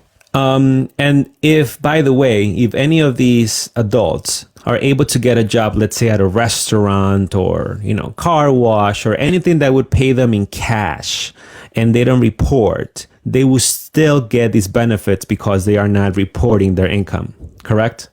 Yes, that's correct. Or panhandle. Wow. Okay. So it's just a lot to take in. I know it's crazy. Now It's you know crazy. how our brain feels during the day, and then looking forward to just getting off of work and just centering yourself and stuff. And Yeah, because you're in the front line of this. So you're seeing this on a daily basis and you're seeing the injustice here. And then, of course, it happens that you live close to the border and then you see who's entering. And then you're like, this is a disaster, pretty much. Okay, so then $4,000 a month for a family of 5. Again, we're just averaging here. Okay. average. Yeah. So if it was a family of 10 people, could we say that would double to around 8,000? Is that realistic or a little bit less? Or Yeah, it is realistic, but more if than they have like likely, a bigger apartment, right? well, like I was saying, a lot of times when we speak with them, they, we question them and to make conversation, they're living in a 2-bedroom and they'll say, oh, it's 8 of us. And then they'll say, oh, it's me, my brother, this, that's what they tell us. Of course, Got it. So not even the landlord, but they do. Got it. So even if we keep the apartment rental the same, an additional 5 individuals, 4 adults, 1 kid, we're still speaking about, let's say, 1,300 less than that. So it would be around 6,000-ish, 6,500-ish, give or take, a month if we double that number. Again, on the low end, we're talking on the low end. Yeah. And that's still 6,000 just Yeah. giving it to them right there, and they haven't paid Yeah. taxes. A lot of, again, as we mentioned, a lot of these asylum cases, they're not valid from what they're saying, right? So they're just pretty much using the word to be able to get these benefits. And so obviously, if we are being honest here, a family would get this assistance as soon as they enter here the United States. And then they're in their apartment, and what would they do? Well, they get a call from their family member who is maybe South America or Africa or Europe, whatever the heck they would be. And they're saying, yeah, we're here and this is what we're getting. And this is the assistance the government is giving us. You should come here too. Because we're getting this help. You can get it too. And it was very easy. Yes. Maybe the hard part was crossing the border. But after that, we are pretty much set, if you will, for the time being. And so that's the problem, is that message spreads through the community, right? And then that's why we're seeing the influx that just never ends. They continue to get this assistance. And you can research this. You can see there's several interviews out there where they'll say, oh, no, this isn't what I was told to come. It's not what they said. Everything it's meant, claimed to be. And I was going to get all this free and help. Oh, no, I don't like it here. I don't want to work. But we do have the American dream because we work for what we want. The sky's the limit if you work for it. But nothing is free, Well, for them, it is free. Yeah, for us, that's what we're saying. Yeah, for us, no. Yeah. Yeah, a lot of people, a lot of citizens that are upset, even migrants, that have already gotten the paper, they have their green card, they have their cards to work here. That's why they get upset, because it's not just U.S. citizens, because they're working hard to maintain their work visas, their green cards, to become citizens, work hard. They don't get really, anything free, and everybody else that's barely flooding is getting things free. I mean, I work hard. My insurance is expensive. My deductibles, my co-pays. I mean, come on. My grandma that passed away had to pay so much out of pocket too. I mean, it's ridiculous. Sorry to hear that, by the way. Look, I hear you and I feel the same way, and it's a shame, especially for those communities that are needing this assistance, and some of them are still waiting for it. Right.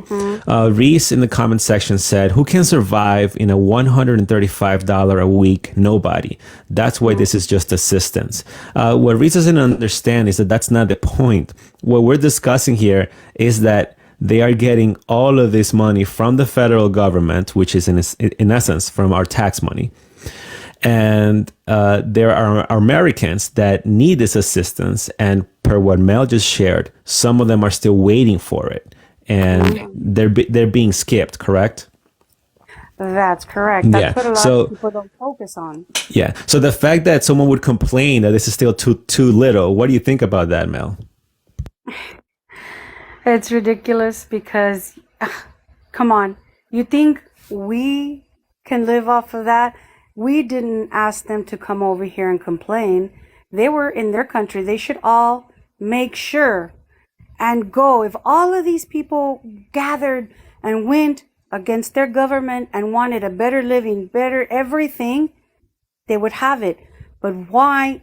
Who gives them the right to come and force themselves into our country, complain, want more, want everything free, and those that crossed the right way and have jobs and are actually doing better because they have land they bought because they worked for it? What gives them the right? What makes them think they're free to do that and they're untouchable? They think they don't have laws to follow here. Yeah. Again, they're giving that message, right? So that's why they're going to continue doing it. He continued, Reed said, curious, if any of you know what percentage of the federal budget goes to refugees? Again, Reese is missing the point. It could be 0.05% of the federal budget. The federal budget is not completely assisting homeless veterans or homeless Americans. If that problem was completely eliminated from the American society, maybe some of us wouldn't even be complaining too much, because our country would be perfectly stable and we wouldn't have homeless people in California and a lot of these states and cities. And same for homeless veterans, right? We heard a lot of stories from veterans that are getting denied assistance. So it's irrelevant what percentage of the federal budget this is. The fact that we have a homeless veteran out there, that just is unacceptable when it comes to this. Just Go like ahead, your Mel. live, just like your live that the other day when we were speaking, you had a veteran speak. Um, our veterans, if you look into it, you don't have to take my word for it. Look it up. Why all of a sudden are all these veterans missing from New York and all these other states? Where are they going? Nobody can find them. They're missing. Where are they? Our veterans, we care. You had a live with a veteran. Oh, it broke my heart to hear him cry because I know the same way. A lot of veterans feel the same. My son, the last year he served 12 years, his sergeant pew-pewed herself in the last chemical training they had. She had a son they had just adopted. There's so much on her head. They were refusing her assistance, medical assistance, at the VA forever. She had been physically in pain, mentally, everything they had gone through. And she pew-pewed herself in front of them. That was devastating. None of them have been able to get help. They should think of them before they think of anybody else. I'm sorry if people think, no, you shouldn't. I am Hispanic. My family came legally. They bought land. The land and the home they have, they worked hard for. They weren't here illegally. I have native blood as well. I don't hold anybody accountable for anything that happened to either. Because you know what? That's what we came here for. The right way. They work for what they have. We pay taxes, not once, not twice, but 3 times. Purchase items, think of it. You pay taxes when they take out of your check, and you pay taxes when you do your taxes, because we don't get tax return. We have to pay. So we work hard. So we have a right to be upset that our citizens are being overlooked when it comes to our elderly and our veterans over anybody else. So if anybody else says, oh, you this, no, I wish we would do more for our veterans. Because of them, we have the right to our opinion and we live the way we do.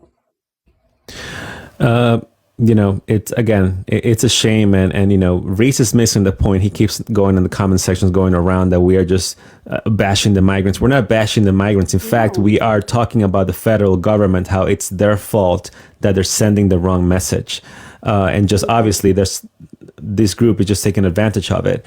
Mel, I have Court, who was actually the special guest last night. She wants to join the panel here. Do you mind?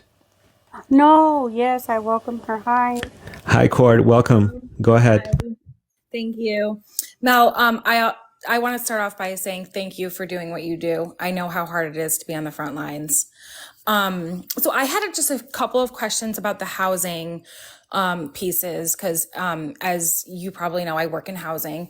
So for like the vouchers, so typically with housing vouchers, there's like a rent cap, right? So like, and it goes by county. So like you might be in a really nice area and like the rents are really high, typically the market rate. So then like the cap is going to be a little bit higher, and it's like, say just like $1,200 for a 1-bedroom. Are they still the housing assistance that you've seen, are they having to still abide by those kind of guidelines where there's like rent caps?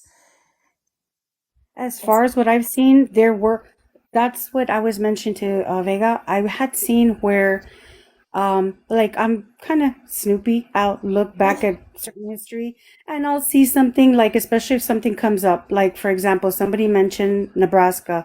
If I really don't see it that much, I'll go back and say, they wanted 1,400, but before it was 1,200 for this one client, because it's very rare.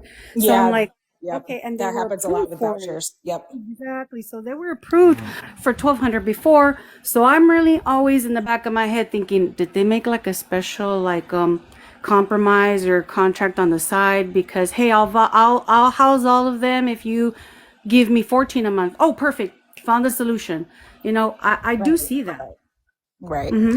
Now, on the landlord piece, so typically, again, with vouchers, whether it's state or federal vouchers, the landlord has to show proof like that they own the unit or the house with like their deed. They have to fill out W-9. They have to, fill out like a landlord packet, essentially.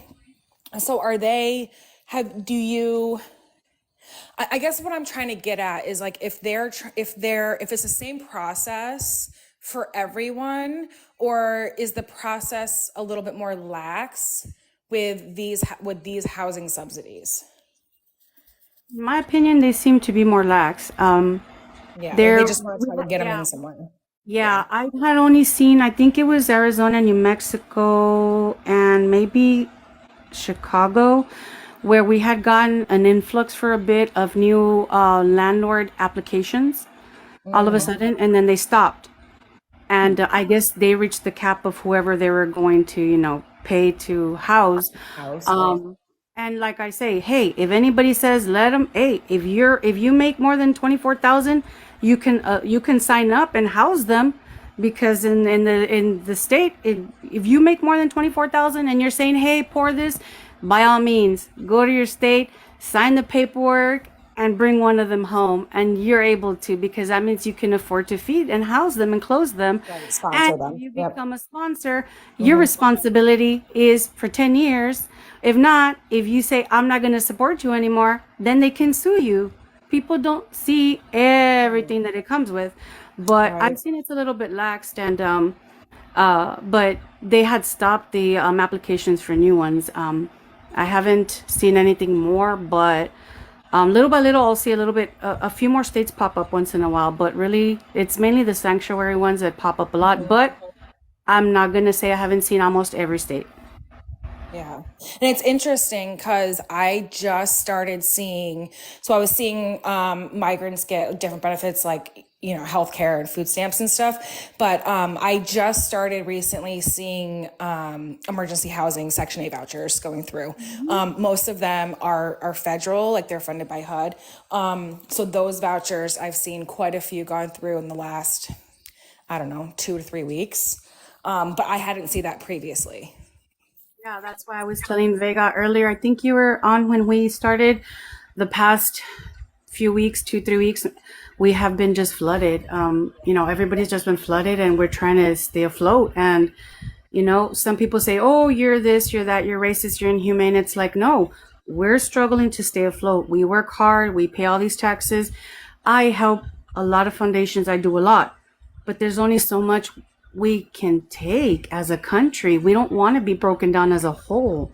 We want to Right. be able to be strong enough, everything, to defend ourselves, because we don't know what's coming. And Well, what I've and been saying. Mhm. I was going to say, and just like you, like we're saying, I feel the same way. It's like, we're in this field to well, hopefully we're in this field because we want to help people, and it's getting harder and harder to help citizens, and we're just seeing, their benefits get dropped, and we're seeing it be harder and harder for them to qualify for things. And that's so disheartening because it was hard enough to help people like in the housing sector, which is what the one I focus on. It was hard enough then. And then now it's even harder. Like we're getting our funding taken away. We're getting, we're seeing migrants get benefits that that citizens that we know should qualify for these things as well are not getting. And it's And just do you think exhausting. I'm wrong? Am I lying when I'm telling you a lot of people who have been on waiting lists, or it's their turn, they get jumped? Yep. And Yep. Yep. okay, I've seen and that. it's the Yep. same thing in the medical field, because my sister's a nurse practitioner, and I have a lot of friends who are RNs and stuff, and they see it every day. And it's crazy, because I believe you were the one stating also about medical help or something, that a 19-year-old, and they skipped her or something. Yep. Yep. And it's crazy, because all this can be researched in the proper areas. Like recently, my niece, she lives in Michigan. She says, "What is going on?" And I asked her, "What do you mean?" And she says, "It's getting crazy over here. There's a lot of folks that speak a weird language." And I said, "What do you mean? Are they white, Mexican?" She's like, "No, they're black, and they speak a weird language, and they're like gang members. They throw up stuff. They're vandalizing houses, breaking in, they're looting." And we're like, "What are they?" Because I know recently a lot of them got bust over there. Right. I'm Yep. like, oh my goodness. And Michigan is a beautiful place too, Dearborn and all these places, but it can be researched. If they come here peacefully wanting a better life, why are they doing this, breaking the law, robbing people, pillaging? Like, why? Yeah, that's a good point.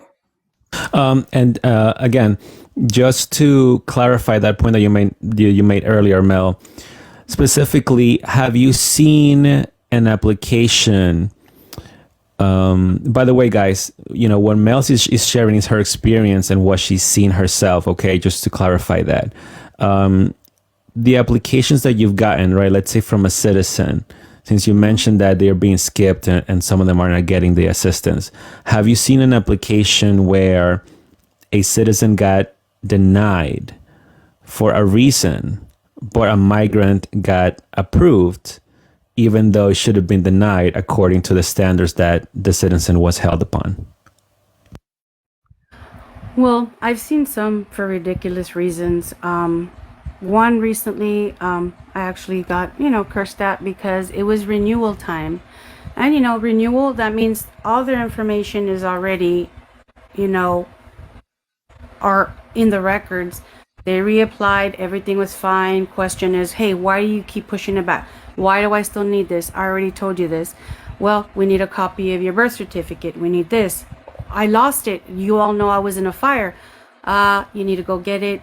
That's just what they're requiring. In other words, what do you mean? I don't have money to get it. We apologize. You're a U.S. citizen. You can get it. While someone else says, oh, we need proof of birth certificate. Oh, I lost it on the boat in La Balsa. Coming. It's like, oh, okay, I'll take your word for it. That is even though that person was reapplying, like you said, that paper shouldn't that paper be in the system already? Yes, exactly. And that's what I'll question sometimes. And they're like, what is the requirement? We need to have it on record. We should be in the record. It should be already scanned in. No, we need to see it again. We need to see all the birth certificates, all the socials. It's like, yeah, they're citizens, right? Yes, they can go to Vital Statistics and get it. I'm like, but I mean, she's already low income. She works for her 2 children. She don't get child support or anything. No, well, she needs to find a way. She has 10 days to submit it. When someone else doesn't have the proof, their excuse, I lost it in the boat. I never had one. Proof of vaccine, I don't have it. Never had any. But that's excusable. But why is someone else that's a citizen had already been approved because you had it now being denied? So they hold them to a different standard because there are migrants. They have more excuses. That is correct.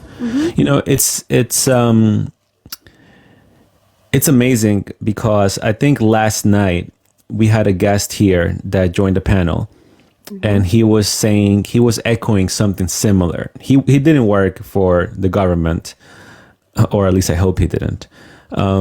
He said that we were discussing the benefits, and that Court was a guest last night, and he said something like, well, these migrants are poor, they need help, and we should help them. When it comes to Americans, they have no excuse when it comes to their documentation. So it's echoing similar to what you said, what the standards are being, what the new standards are, at least for between the migrants and the citizens where you're working right now. And I just find it so unbelievable that there are still some Americans that have that sort of mentality that it is okay for what's happening here today. I just find that amazing. I just wanted to, add that to that point that you made. You mentioned, was it your sister-in-law or a nurse practitioner? My sister. Your sister. Okay. Yes. Did she ever share a specific story with you about that? How a citizen got skipped when it comes to healthcare? Oh yeah, she always does. I mean, do you mind to sharing help a story or two about that? Yeah, it was a few months ago. She was there was a young girl, I'm not sure. She was in the teens. I'm not sure. She said 16, 15. She was pregnant. She was giving birth, and she had it was a trauma case that she was helping with. They pulled her, and they had to help her, the young girl, before everybody else, instead of pulling, just nurses to prep whatever. She always says if they come in, doesn't matter what it is, they're pulled to help them over whatever patient they're overseeing. And there's a type of Medicaid for them, some type of, it has a certain name. There's some type of emergency Medicaid, and it helps them, it covers them. But if you or I were to go and say, hey, we don't have medical coverage, we don't have Medicaid either because we don't qualify, but we can't afford insurance, but I'm really like sick, I need to be seen, you'll be made to pay some type of cash. It doesn't matter, 100, 150 when you're leaving. And if not, oh Lord, it's like a big old thing. But she's always told me is that, this like a regular hospital or? Yeah, regular hospital. Okay, so do you know if they're told by the higher ups that if a migrant comes in with an emergency, they have to just take them in right away, or?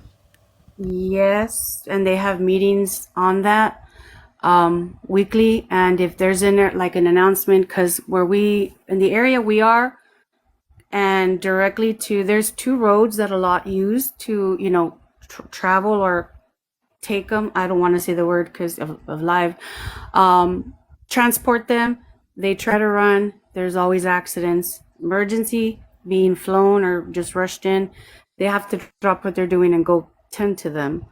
But it's everything from everything. I mean, that's her job. She doesn't mind because she took an oath and she loves what she does. She just sees that it's unfair to take the time when she has her hands already on a patient, take the time away to go to someone else when she hasn't finished doing what she's doing with one patient. Does this type of Medicaid, do you see any of that through your application process that you work with, or is this something separate? Yeah, no, that's separate. I only know when we interview and stuff, it's added on there, what they have, what they're getting, but I don't have anything to do with the Medicaid part. Got it. And do you know, just asking here, if they get that once they are seeking that medical care in that moment, or are they able to apply prior to that? Yes, they apply actually right then and there, because there's like a social worker that goes while they're there. They try to get their just name and whatnot. Oh, it has a specific name. Oh gosh, I'm trying to remember.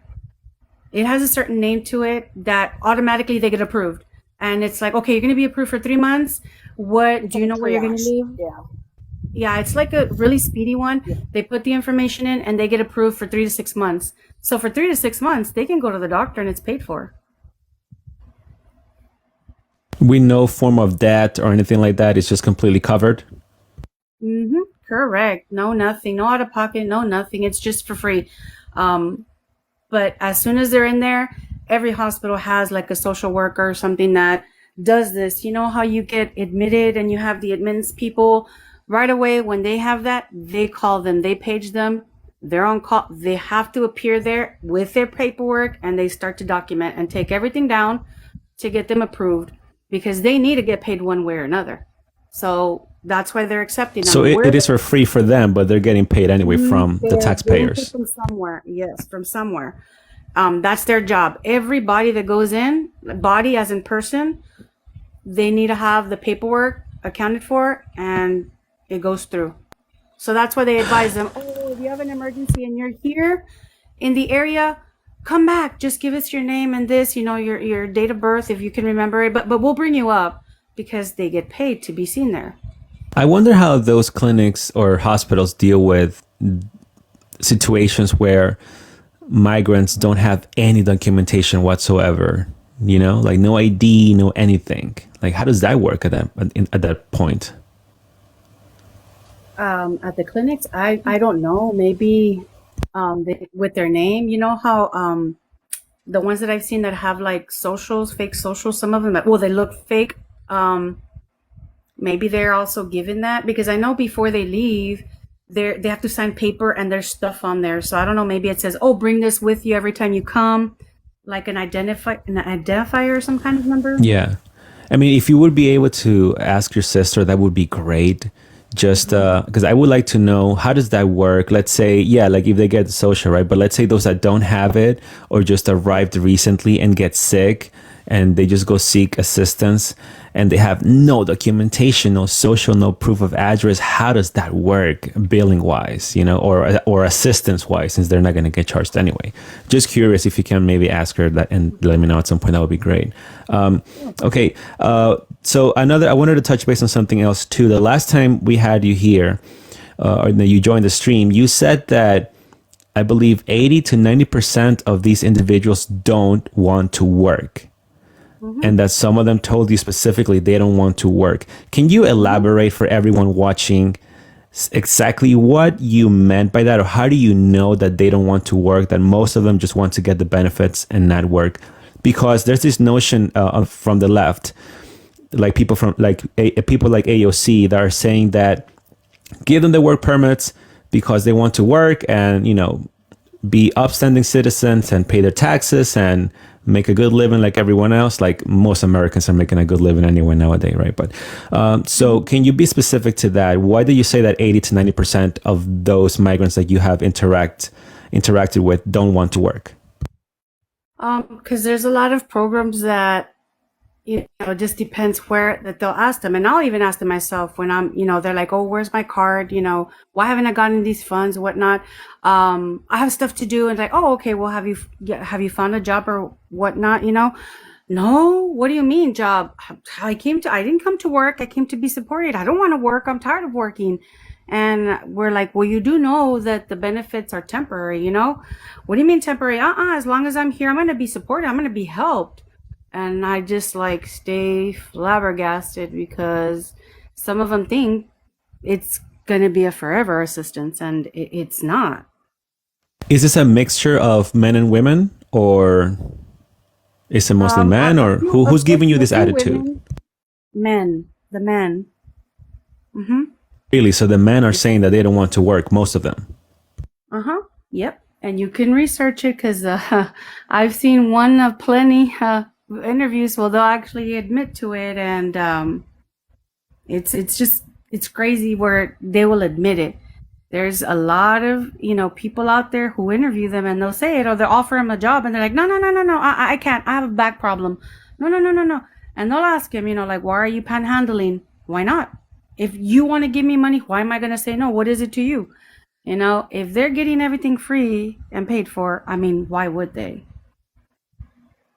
What about, by the way, guys, I just want to read this real quick to just touch base on what she said per the New York Post. This was published on November 10th, 2023. And I talked about this during various of my live streams, but here just for everyone joining.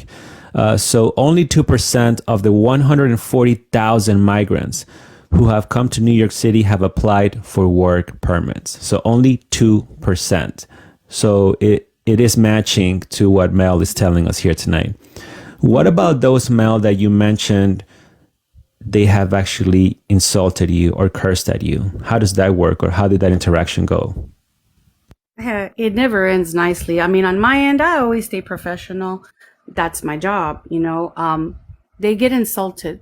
They get insulted because, I even mentioned the word, and it's not just myself. My colleagues will tell me the same thing. They literally tell us, this isn't their country. We can't tell them what to do. And I'm like, well, sir, there are rules and regulations. Your rules and your laws they don't mean anything to me. I'm like, well, sir, if you live in the U.S., you have to, abide by them. We all do, just kind of jokingly. And they're like, no, you're wrong. Where I come from, I don't need to. I'm not. They told me I don't need to follow your laws. So they have told you this is not our country. You cannot tell me what to do, kind of thing. Yes, and in those words, but in Spanish. And then how does it? Go ahead. Oh, I do apologize for those people saying that, migrants, or we're using the word migrants, guys, because of the live, that they don't get Medicaid. I wouldn't be saying they do if they did. They do. Look at it. They're supposedly supposed to meet special requirements or eligibility. How do you know if they met them within 30 minutes? How do you know if they should be running a lot of background and everything? But they do. I think it's called D80 something for illegal They call them illegal aliens. I don't, but they have to meet certain requirements. But how in the world are you going to bypass and research to automatically approve them? A lot of people that are saying court, I, and others are lying. Do your research. We would not be saying it if we knew we could prove it. Do your research. Look, a lot of the people that usually follow the left and they come here and say that that's not true, it's a lie. Similar to the gentleman we had earlier, if you remember, he said that it has been, there's no proof, I think he said, or it has been proven that they don't get federal assistance. Then I brought up all of these sources and information to him, and he said, "Oh, I didn't know about that. Let me look it up." You know, I get a lot of those. Remember? He said, "Oh, no, you need to prove it." And when you started, he didn't like it because, like, I was honest when you asked about Trump. I said, at first, I didn't. But when I started hearing a lot of people complaining, I said, okay, he gets a lot of attention. Why are they complaining? I researched. I looked at everything, and I understood him, and I felt what he felt. So that's why you're not racist because, you know, you want. And there's a difference. Better. Go ahead, Cord. I was going to say, and there's a difference between, like, that guy was like, oh, I didn't realize that, I'll go and research that. There's a difference between someone like that and someone who is just, they don't want to hear any different than what they believe, right? And it's like, you know, why would me and Mel, we have no dog in the fight. We have no reason to lie. Why would we lie about it? I mean, we're just explaining what we see every day. There's no reason for it. I'm not running for the house. Right. I know they make it seem like we want to run for governor. We're going to run for vice president. We have no eggs in the basket. We just know what we know because we deal with it firsthand. You know, and last time I'm also not paying you, correct? I'm not paying you at all. Just throwing it out there before that starts.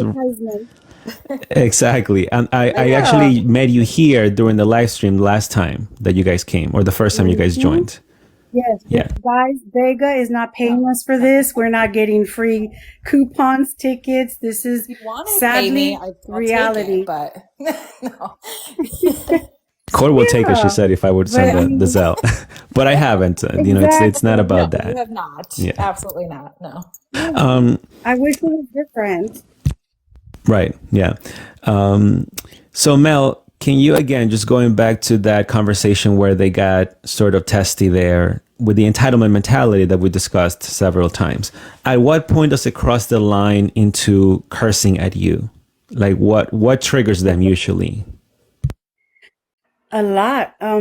Any little thing that I can question. It's just because sometimes it takes time.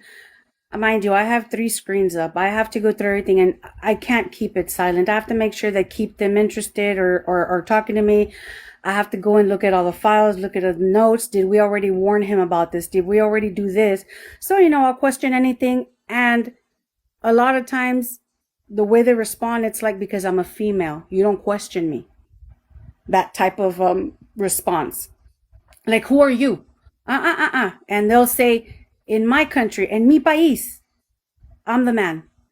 And I'll decide if I want to work or not. And that's why I'm like, well, you know, I mean, it's pretty expensive here and this and that, you know, and you have to work. And that's when they'll be like, no, this isn't my country.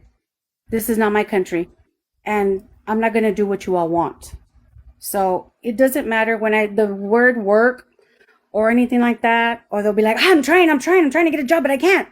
But I'm looking that you have, you know, whatever number, social, whatever number you gave me, you're able to. Who's going to want to hire me? I'm like, well, sir, if you're 21 and you're this, you know, you're going to get a lot of job opportunities because you have a social that was assigned to you. And they get offensive and literally they'll curse me from up and down and call me, you know, everything. And I'm like, well, thank you very much. I hope you have a blessed day. And they don't hang up. But anything triggers them. Is this something that you encounter a lot lately? Like yes. You sort of wish you were being recorded, like these interactions were being recorded for public use because they're so like wild to even like be a part of, do you think? Yes, because I don't really find it offensive when it's a male because, oh well, but when it's a woman, it kind of like, whoa, Why are you even like, I'm not disrespecting you. Why are you, I'm here to help you, but you're not helping me help you. When we ask a direct question, they're beating around the bush. And it's like, oh, okay, well, you said this last time. Well, who are you to question me? I don't remember what I said a week ago. So it's like, then they'll start cursing at me, and it's like, okay. I wonder if these conversations are recorded by the federal government. Supposedly they're supposed to be. That all our calls are monitored and recorded for security. But I've yet to listen to one of mine. I mean, I know a lot of my stuff, several cases have been used in court just for different reasons. Oh, so they are recorded then? They say they are, but Oh. But obviously they're never going to share that information. no, they'll let me know, they'll send me links and stuff to sign. Well, your documentation on this was attached because this is going to court. Okay, perfect. I just signed.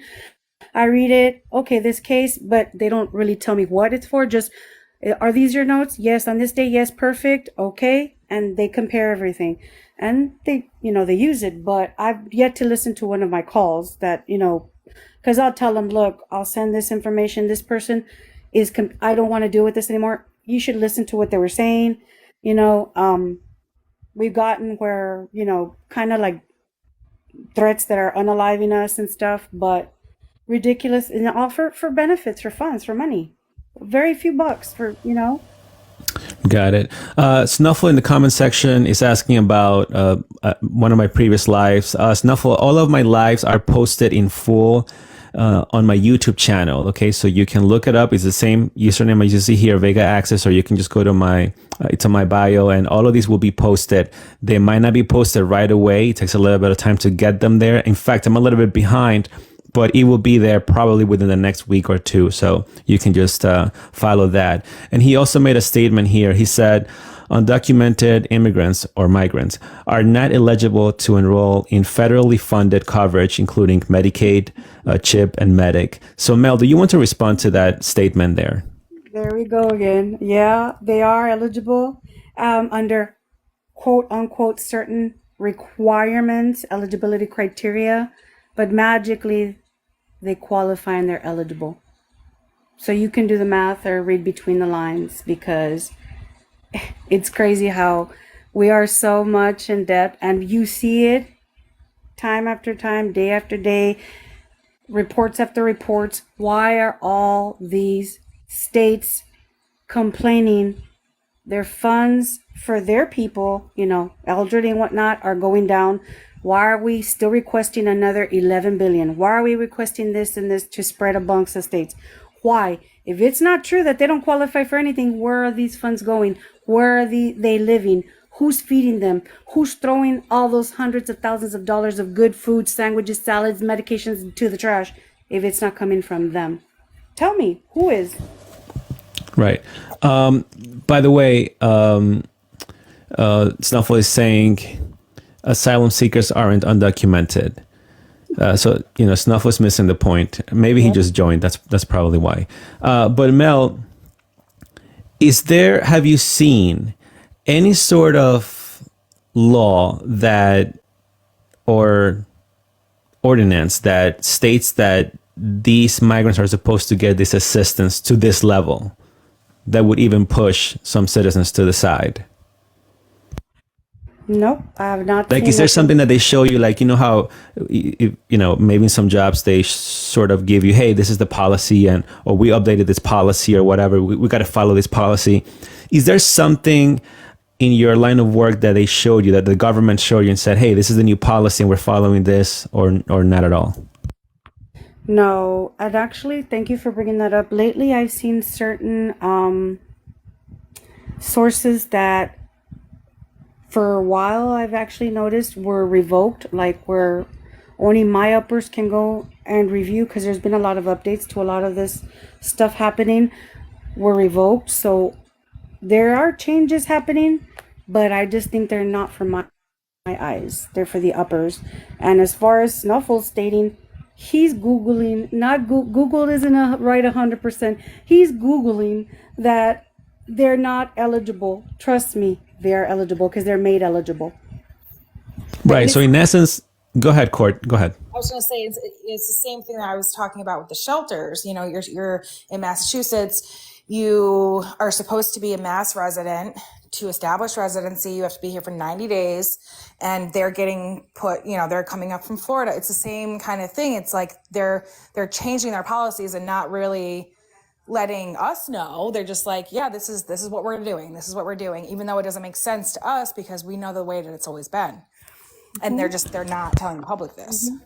Right. JR, go ahead, Mel. Ask Snuffles to Google D8620. It's similar to what I have.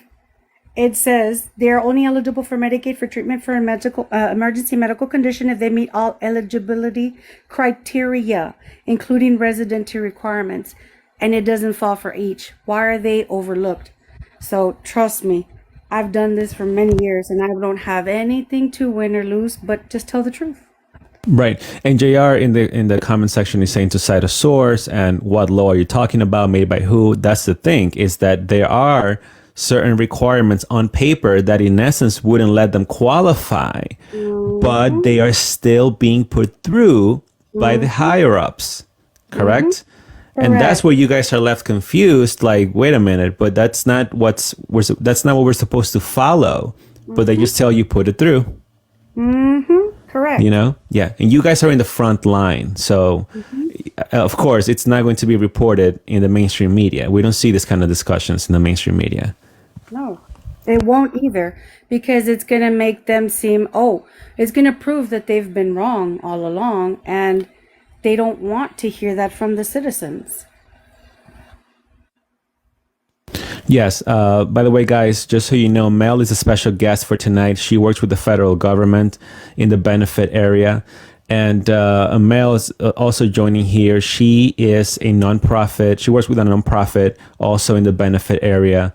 She's in the state of Massachusetts. So, you know, for those that are questioning what we're talking about here, maybe you just joined. That's what we're discussing here. So, Mel, so, you know, you see this mess going and happening around you, and a lot of these migrants are getting this assistance and they're not really supposed to get it, or maybe not at this scale, right? Does that take a toll on you personally? Like when you see some citizens getting denied or maybe skipped, or they have to wait longer, and you're seeing that migrants are being put as priority. How do you deal with that on a personal level, like mentally? Does it drain you, or what's your thought process when you get home? It is very draining, and to me, in my opinion, it's like, when I look at this, it's, if we're told they are not supposed to qualify for things, you know, before all this influx happened, they have to meet criteria. Perfect. So we're already thinking this isn't going to affect, you know, the United States, because they're coming. How are they going to do it to support themselves? But then we're seeing, okay, hey, why are they eligible? They're not supposed to be eligible. Oh, they meet certain criteria. Fine. But why are these other citizens not eligible because they didn't meet criteria? Why are they not pushed through and the others are? This person is dying of gangrene on his foot, but he didn't meet criteria. This person is perfectly healthy, just had a sore back, but he met criteria or special requirements. How is that? Every state is going to say, oh, they're illegal immigrants, they're not going to qualify, but magically they do. They're not supposed to. But the question is, why do they?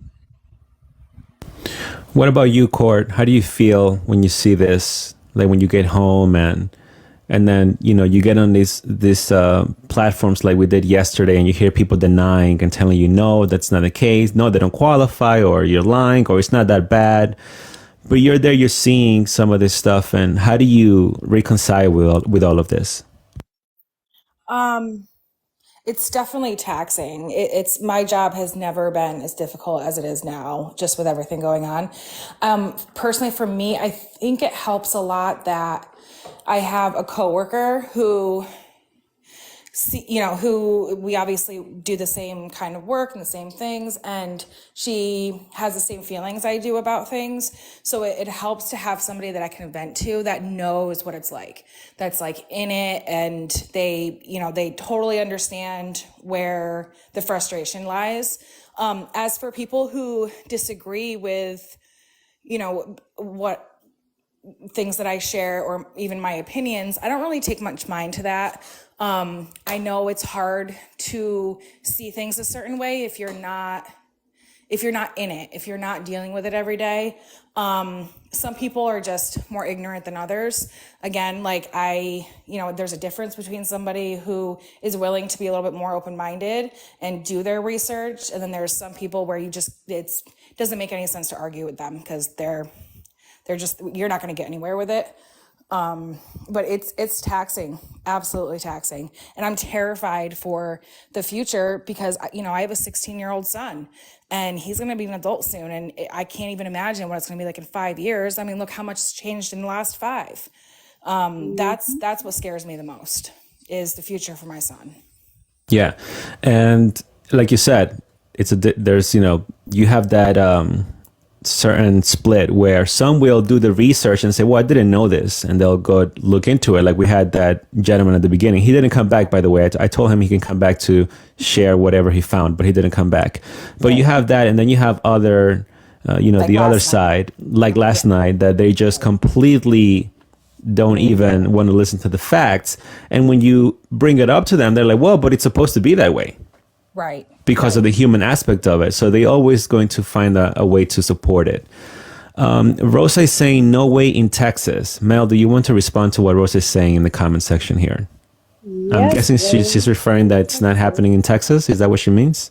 yeah, and yes, in Texas, because I live in Texas and this is my home state and this is what I do. And Texas, yes, they will push the eligibility criteria you're supposed to meet and they will get it. They have gotten it. By the way, Mel, I think someone asked about numbers. Do you have an idea of how many applications have you put through? Migrant applications specifically, or you lost count already? Oh gosh, I've lost count. Oh my God, too many, honestly. Way too many. And comparing them to citizens and that, it's been so many. I mean, even if we had a number, I mean, they're going to say, oh, your number's ridiculous. There's always, a -2. It doesn't matter what. Just like with COVID. That's why I moved from infectious diseases. Because when it hit in 2019, you all weren't aware of it. We couldn't say anything. It hit in Vegas first, hit in New York. We had government personnel show us in November in hazmat suits walking over bodies in New York Presbyterian, laid, wrapped in blankets. We were panicking. We didn't know what we were looking at. We thought it was just, like a horror flick or something. We're like, what's going on? That's when they introduced COVID to us in 2019. You're going to get an influx of calls with upper respiratory infection. That's all you need to know. Give us a day. We'll get back to you all. They did. Once it hit, it was too late. Nobody was believing. Everybody said COVID was a lie. It was just a cold. It's just going to affect the obese, the elderly, or if you're sick. No, it hit everybody across the board. Then the vaccine came. You tell me why they advised us not to take it. It's up to you if you want to take it. Oh, nothing's going to happen. You need 1 shot. Then you need 2. Then you need 3. And then deaths and, unaliving because of it, or your organs are shutting down, or you can have kids, or this. The last call that made me change from that area was a lady who had an only child, a miracle child, 12 years old, was forced to get it. That child, within a week, he was dying. His organs were failing. His kidneys stopped working. His heart was working overtime. Her only child that she struggled to give birth to when she was 43 years old. She was now planning his funeral because they said there was nothing they can do. And he took the Johnson & Johnson. That broke me to tears on my desk. I couldn't take the unalivings anymore because of everything across the board. That just changed me. And I said, I cannot take this anymore. I was losing hair. I got anxiety. I got depression. Hearing all these people over and over, they couldn't kiss their loved ones goodbye. The nurses were too busy falling left and right like flies. They couldn't say goodbye even on the phone. I was losing it. My husband said, you need to resign because I'm losing you. Look at, you're losing so much weight. You're losing your hair. They said, we don't want to lose you. We'll move you. We're going to give you a month off. Send yourself, come back. They moved me to the military. The same thing. I did it. I couldn't handle the treatment. This is the last time. And that's why I'm doing what I'm doing now. Like you said, there's no point in me lying. And that's where you came into the benefits area of it, right? Mm-hmm. Yes, And sir. because Freedom asked, how long have you been working for the federal government? 16 and a half years. 16 and a half years. And how long have you been working in the benefit program? Going on almost 4 years. I would say 4 years, pretty much. So about 4 years, okay. Mm-hmm. And Court, how long have you been working, again, for those watching, in the benefit area in the nonprofit where you're working right now? 8 years. It'll 8 be 8 years. years in April. Yep. Okay, so Court and Mel have pretty much over 20 years of experience combined. Within working, one works with the federal and one works with the benefits and nonprofit, but benefits related, I would say over 10 years mix here, both of them together. Wow, that's pretty shocking. So Mel, you have a lot of stories about COVID too, right? Oh, yeah. Many. Yeah. I may want to do a live on that, and maybe I'll ask you back so you can share some of that stuff, because there's a pattern that a lot of us are seeing with the government. We've seen for years of how much they can lie and manipulate and collude also with the mainstream media as well. So, I would love to maybe talk about that at another date. Rosa, she keeps saying that you cannot even get Medicaid in Texas, Mel. I think Rosa she's in Texas as well. I mean, I'm sorry for whatever she's going through, and whoever is her worker or whatever, for what reason they're not pushing it or making, her brother, I believe she said was her disabled brother, not qualify. I don't, like I said, I'm so sorry. That's what I'm talking about. Rosa, that is what I'm talking about. Why are they overseeing citizens like your brother that need the help, and somebody else crosses and a week later or two, they're already approved? Why? That's what we're trying to say. Exactly, Rosa. He's American. What? That's the whole point of Mr. Vega's live. I invited Rosa to the panel. She wants to join and ask you directly. That would be great. I have a question from Freedom. He said, have you also seen a higher influx of citizen applications over the last 2 years from inflation? He's referring specifically to citizens. Inflation as in what point? So basically he's saying that because of inflation, have you seen more Americans apply for benefits? Oh, yes, we have, because like we said, prices are going up, rent is going up, except the minimum wage. Every state is different on minimum wage. I myself am lucky. I have a very well-paid job because I've worked there long enough. But yeah, because even though they're working 40, 50 hours, some even work 2 jobs, they can barely afford anything. So yeah, we've seen a lot of influx. So the pattern is changing. More Americans are applying for assistance. Yeah. Well, And go ahead. Can you repeat that again? Yes, I myself have seen it. Wow. And to make matters worse, at the same time, the migrants are also coming and seeking assistance as well. So, it's crazy. Rosa, welcome to the panel. Go ahead. You want to share something? No, I'm saying no because you said illegals can get Medicaid in Texas. It's so hard to get anything in Texas. Anything. The only thing you can get is illegal if you're pregnant. You get like even temporary for pregnancy. My brother-in-law who have MS, he's homeless, he's disabled. We applied for Medicaid for him and they told him no. Just for context, Rosa, is your brother a citizen resident, or is he a migrant or American? Okay, he's an American. Yeah, he worked here and they told him no. We applied for disability and they said he have MS. You know what is MS? Yes, multiple sclerosis. Yeah. Yes. Okay. When did he apply? I applied for him because he's homeless. I applied for him 8 months ago. I applied for Medicaid. They told him no How long did it take? How long did it take for them to give him the answer? right away. Oh, Wow, Right so that was away. pretty fast. Yeah, they told him wow. no. I have to go. He told me, well, why you don't go in Obamacare? I said, why not Medicaid? We need Medicaid. They said, no, he doesn't qualify if he's over 19 Wow. So did they tell you the reason why the answer was no? because he's over 19. Wow. Only Is Medicaid. that for In Texas, disability, they only Rosa? give you Medicare if you're under 19 or if you have a child under you. Like if he have MS, he cannot work and he had a child that he's taking care of it, maybe they give him Medicaid. So wait, so we the applied reason for was is because he was 19, he had to be younger? Yeah, only you can only qualify for Medicaid in Texas if you're under 19 years old. Wow. Okay, So that's why I'm like confused. okay, Mel. So have you seen any migrants get any sort of? Well, you're not working you're not working within the healthcare section, right?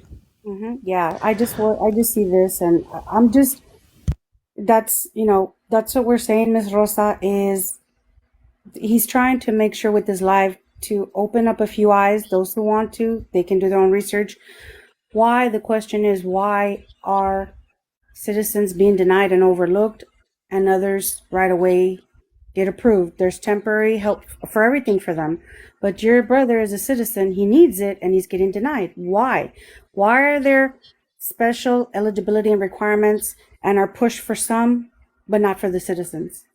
That's the question. So I'm glad that Rosa is here because I think she joined last time I was interviewing a migrant here, and I did wanted to follow. I wanted to follow up with her on some of the things she was asking or stating that day, and it's sort of matching to what we're talking about here today. Mel, most of these applications that you're getting, they're from Venezuelan migrants, correct? The majority, yes. Okay, Yes. and the majority of them, from what the conversations you had with them, do they want to work or they don't want to work? No, they don't. They don't want to work. Okay, so these are the things that I'm sharing How in they these. qualify for Medicaid in Texas with no paper? Because that's like impossible in Texas. In California, everything is possible because in California you have paper, no paper, medical. They give you a medical. I live in Texas, so everybody qualify for that. Resident, not resident. In That's Texas, it's very very hard That's to what I get something. question, Miss Rosa. I question my higher ups. Whenever I've done it 3 times, and 3 times I got scolded. In other words, you do your job, and that's all. If they got approved, it's not my job to question. I don't see That birth sounds weird certificates. though. Yeah, I don't see birth certificates. I don't see socials. I see weird socials that they're given, and that to me they look fake, but I can't question it. They're my higher ups. And it happens because In we would not Texas, be in debt. when We you would apply not be in for debt. something in Texas, they even, I mean, they open your mouth because they check everything in Texas. Like in That's Texas, why. Okay, in hold on. California, it's a little strict. I have a couple of questions California, for no strict because I know everybody in California get it. I have a couple of questions for Rosa. Wow. Hold on, Rosa. Freedom is asking, out of curiosity, are you in Houston, Dallas, or etc.? So Freedom, I want to protect Mel and keep her anonymous as much as I can, being that she's sharing some sensitive information here. So we're trying to keep it in general. She said that she is close. She lives close to the border, but we'll leave it at that. Rosa. So can you explain for everyone watching what's the difference between Medicaid and Medi-Cal in Texas that you're referring to? Medicaid is on Texas, and some state have Medicaid. Medical is in California only. Oh, got it. Okay. Rosa, the question was for you, Freedom said. Are you in Houston, Dallas, Austin, or a different area in Texas? I'm in Houston. She's in Houston. Okay. Got it. Okay. So Mel, but you haven't seen specifically people getting approved, migrants getting approved for Medicaid, correct? Personally, no, I don't approve it. No, I don't. It's another area and it's all in the government. And what I hear, they're just pushed through as well, just like everything So else. what you hear is that they're pushed through as well. Okay, got it. So Rosa, just because last time you were saying that I'm making the Venezuelan people look bad, right? So when you hear stories like this, what's your reaction now? I'm like impressed because if they're getting approved, I don't know how they're getting Mm-hmm. approved because really I'm not sure. I have to see it. I have to see it to believe it because I see people who apply and it's being denied because you cannot legal, not legal. You cannot in Texas. It's That very, very hard in Texas. But that's I'm that's the I'm in same. shock right now when she said that. Uh-huh. It's That's the happening. same. I'm in shock. That's the same as Rosa for them when they say they cannot get housing, they cannot get food stamps, but there's temporary everything for them. That's the thing. We don't know why they're being pushed through. Why do you think we are going into so much debt because of so much going on? It makes no sense. Why? Maybe they're fake papers. I don't know. So that's why I was bringing up all of these subjects during these lives, and a lot of them, we had a lot of people come and say the same thing. That's not true. They cannot get it.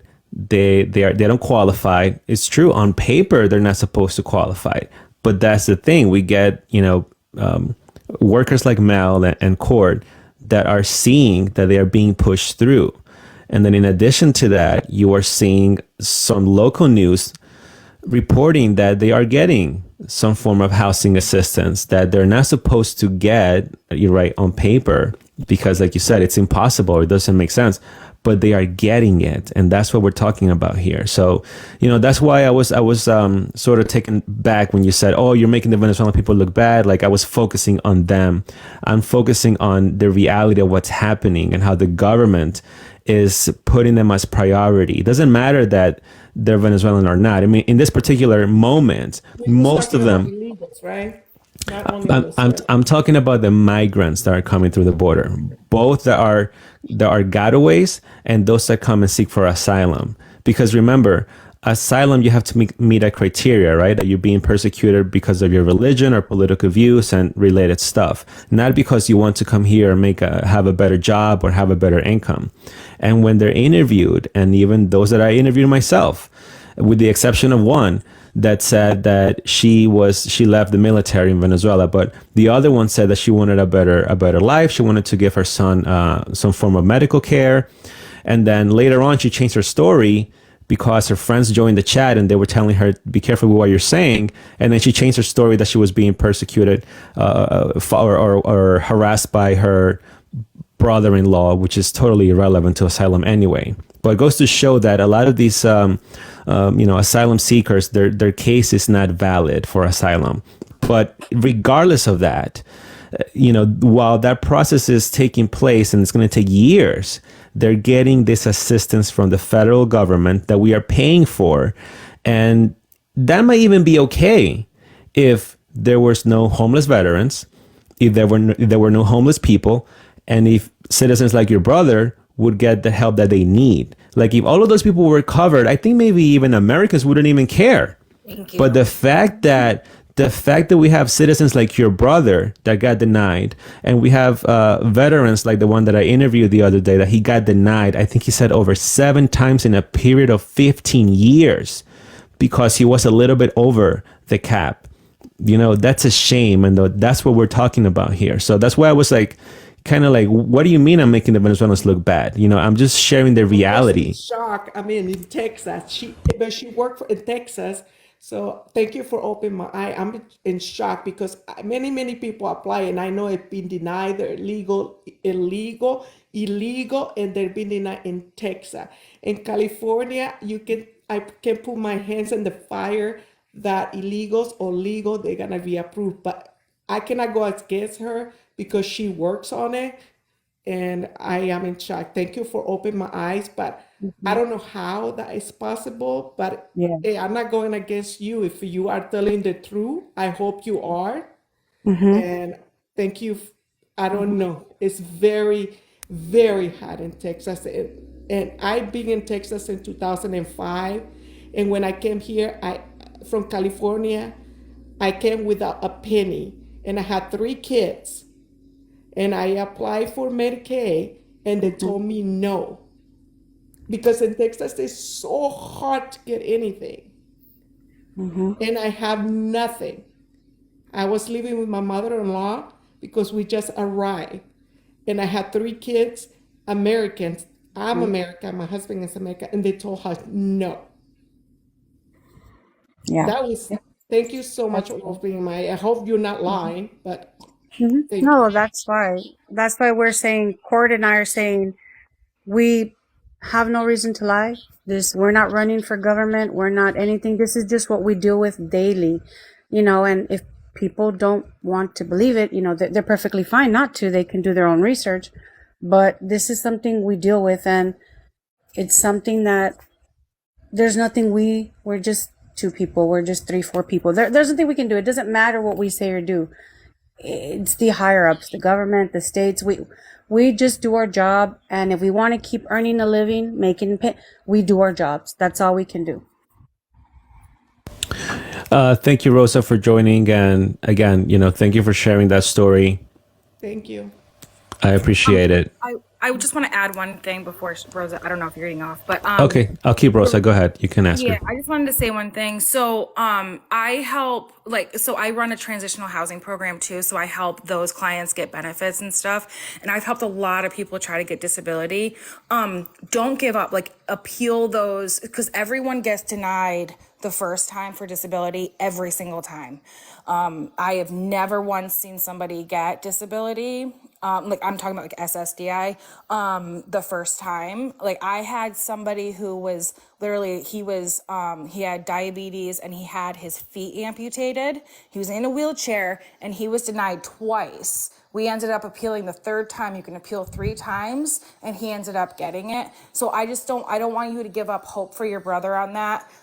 Because it is possible. They make it very, very difficult. But my recommendation is, if you can, fight that. Because They haven't even approved him. It's 8 months. Every time I call for him, they tell me that we are too busy, we are short-staffed, yeah. and I said, "Can I go to the office because he cannot even walk? He cannot move." He said, "Do not bring it to the office because we are packed, and he doesn't have an appointment, and we haven't made a decision. So you need to wait because we don't have staff, like people to work. I guess I don't know." Yeah, that's true. We're all overworked and understaffed. Yeah. So, Mel, have you experienced that? Is that true that you guys are understaffed and the applications, the numbers of them is overwhelming? Is that correct? What Rosa is sharing here? That is very correct. Remember earlier I was saying I usually work 8.5 hours. I've had to work 10, 11 hours a day, and it's beyond draining. We lost a lot more people when the pandemic hit. Not because they were sick, but the panic hit, the panic set in. A lot of people were able to work from home. They took all the computer, everything, but they just didn't, because then came along, all these other stipends and stuff that were given and assistance, and they just didn't want to work.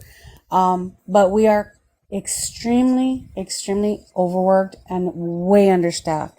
I can say there's maybe close to half of us.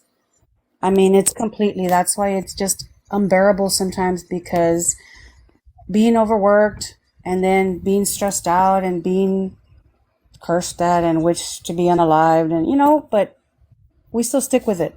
But it's true what Ms. Walker said. So you're doing overtime right now a lot lately? Yes, a lot. I wish I didn't have to, but yeah, I mean, it's my job. I don't want to lose it. Wow. What about you, Court? Is that true? Is it overwhelming as far as the number of applications and people you have to assist? Overwhelming isn't even the word for it. Mhm. Yeah, I don't think there is a word for it. Mhm. Yeah. Wow. What about citizens court? Just following up with that question that Freedom posted for Mel. Citizens, have you seen an increase in applications from citizens due to maybe the economy? Oh yeah. We were just doing some. We have like quarterly reports that we do. We just did our like last one. And just for housing in my county for people applying for affordable housing rose 70% in the last year. 70. Those are those are citizens. 70%. 70. Yes. Yeah. And then it kind of makes me wonder because when Mel was speaking before and she's talking about, because I've also seen a lot of my clients in transitional, when their research are up for like food stamps and stuff, I've seen a lot of them get denied or, their benefits lowered. I've seen a lot of that recently. And I'm almost wondering if that's being done on purpose because that's freeing up some money to allocate elsewhere. I don't know if that's true, but it's the only thing that It puts you to think because you're seeing something weird with the numbers. Similar to what Mel said about citizens having to pay more than usual. Around this time where a lot of migrants are being given billions of dollars in assistance. Right. That's, Yeah. that's yeah. I have That made me 180. think. Oh, That made sorry. me think, Court, because like you're kind of see something similar. That made me think, because you know how I said there's certain things that now we don't have access to? That made me think, yeah, like, okay, when I'm looking back at a certain one, say, for example, something for New Mexico, I see this landlord was charging $1,200. Now it's 1,500, but I can't see why, or if they're actually getting the $200-300 difference, or where is it going? Yeah, You understand? it doesn't make sense. Yeah. Like something's going on. Like I don't know. So you guys are being denied access to things that you would see before?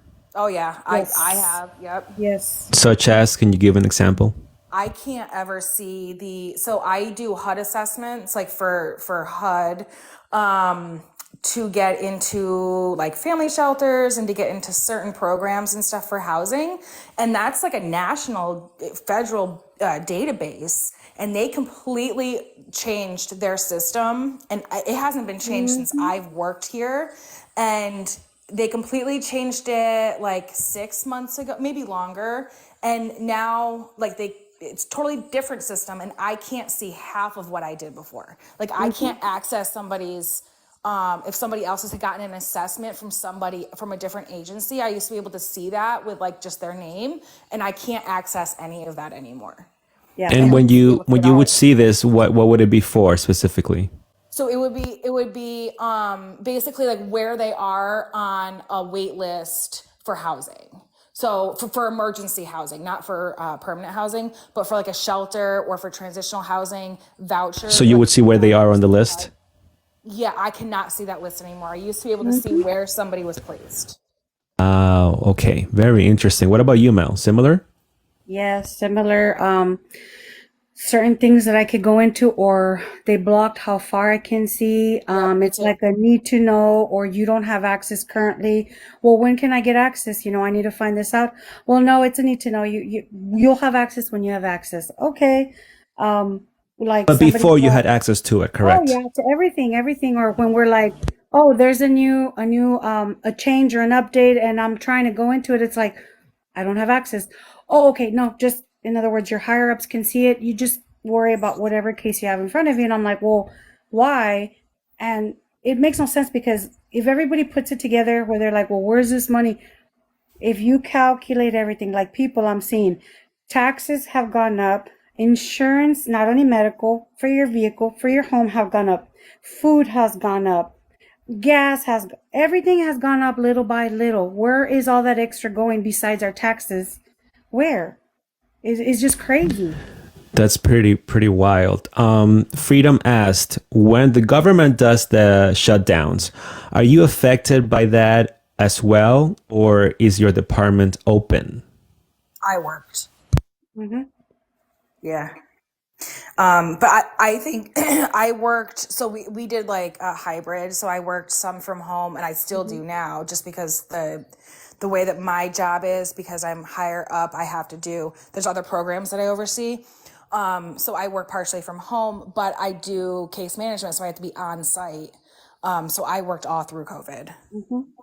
Hmm. Yeah. What about you, Mel? Same thing? The same thing, hybrid, and then from home, the majority after when COVID. But because I mean, bills got to be paid, things have to be done, and they contact us. They don't need to see us in person, so work through everything. So you're not affected by it. You continue to work anyway. Yes, correct. I mean, mentally I'm affected and physically just, but not, it's just a lot is put when so much is happening, whether it be the pandemic or this or physically and mentally, it's very draining. Copy. Freedom is saying, I guess, many more whenever they're talking about the government shutting down on the fiscal level. Are benefits still being awarded? I guess is the question. Benefits as in, Yeah, for who? Yeah, can you elaborate, Freedom, on that? Freedom, by the way, if you want to join and ask them real quick, you're welcome to. I think that might be easier.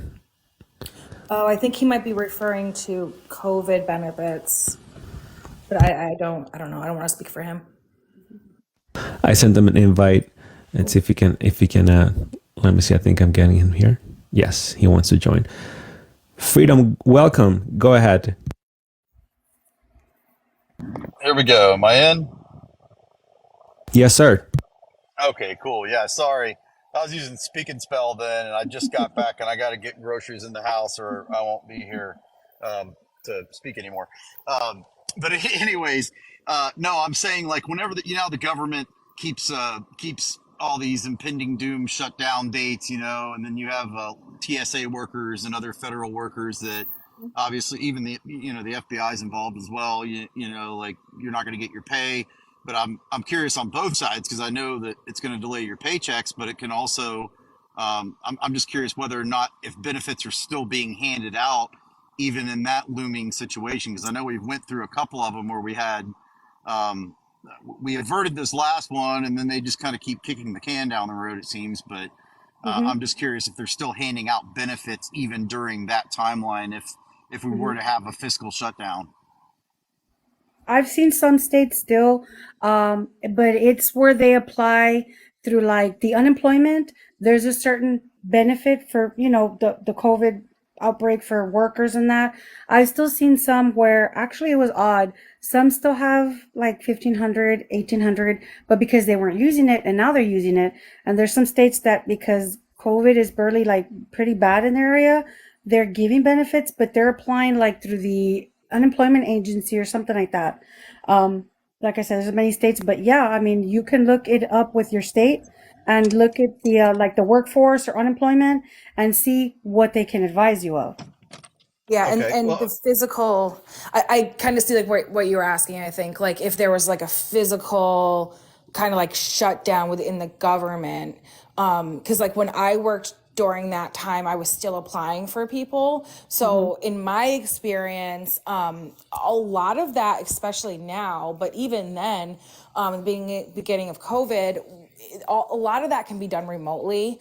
Hmm. It was harder, but it was also a lot more lax too. Hmm. So I think I think if I understand your question correctly, I think the answer is yes. Like even with a government shutdown like that, people are still getting benefits. Like they're not shut right. off. Right. Yeah. Yeah. COVID aside, but I was talking about like how we've heard that you'll have FBI and TSA agents and other federal employees not getting their paychecks, and then Oh, there's right.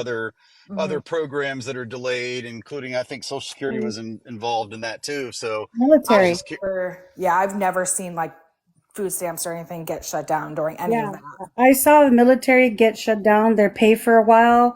which was sad. That's one of the reasons I left that program, and others weren't. So they were struggling while they were away, and their checks were being held back. Their medical benefits were being denied. Reviews had to be redone. VA was refusing to see them or backing them up. So it's crazy how the system works. Yeah. Yeah, my bank, and I'll leave on this because I do have to get in. But my bank has an on the hold music, it'll play, blah blah blah blah blah blah, and it actually said, well, if you're a government employee that's been affected by slow payments for your paycheck, blah blah blah, we have other assistance programs, or we can help defer, some of your payments if you're behind. So I was like, whoa, and this is literally like 2 weeks ago. So Hmm. I know that that's affecting too. So that's kind Hmm. of where I was going, is like the benefits keep going out, but then even our own federal government employees are also Hmm. taking a hit in these hard times. Hmm. Yeah, some are. Yes. That's wild. Wow. Wow. Thank you, Freedom. Thank you. Yeah, thanks for joining. Thank you. Wow. I mean, a lot of shocking things were shared here tonight. And I want to thank you, Mel and Cord, again for joining. I really appreciate your time. You don't have to do this, obviously. You're not getting anything from this at all. You're just sharing your experience. And the more And people that we can share that with, the better, really. So I want to thank you for having this platform and bringing awareness to these things, because there's only so much that me and Mel can do within where we are and with our jobs and stuff, and just having a platform where we can open people's minds up to the things that we see every day. It's huge. So thank you, Vega. Yes. no, you're welcome, man. Absolutely. Just like Rosa said, she was in shock. And just a few days before, she was sort of like on me because she was in disagreement with what I was saying. But she's sort of coming around to see what I'm trying to get at. What's the main point of all of this? And is that, like I said, and I will say it again, you will not see these two ladies at the show The View. Whoopi Goldberg is not going to interview these two ladies. CNN is going to have, they're not going to have them and share their stories like this, because it's not going to fit the narrative. It's not towards what they are pushing for, and it's a shame, because these two ladies shouldn't be here. They should be in front of the mainstream media sharing these stories, but don't be fooled, because this account is growing, and it's growing at a rapid pace. And a lot of these videos are getting a huge amount of views, and they're being shared and people are reacting. So don't be fooled. But a lot of these videos and interviews will have a major impact, I'm sure, as a lot of people are coming around and sharing what's happening here. And I'll continue to do it because it's important. I mean, I've learned a lot. I thought I was mad. But the more I talk to people that are going through what you guys are seeing, and even people that are like Rosa, right, that are sharing stories like that, like the more frustrated you get. And like, it's like Court said, there's not even a word for it at this point. Thank you. That's frustrating, Vega. Thank you. And it's hard because we see it. We see loved ones. We see friends struggling. And what can we say? It's not in our hands. They don't want to believe your lives. They don't want to believe us.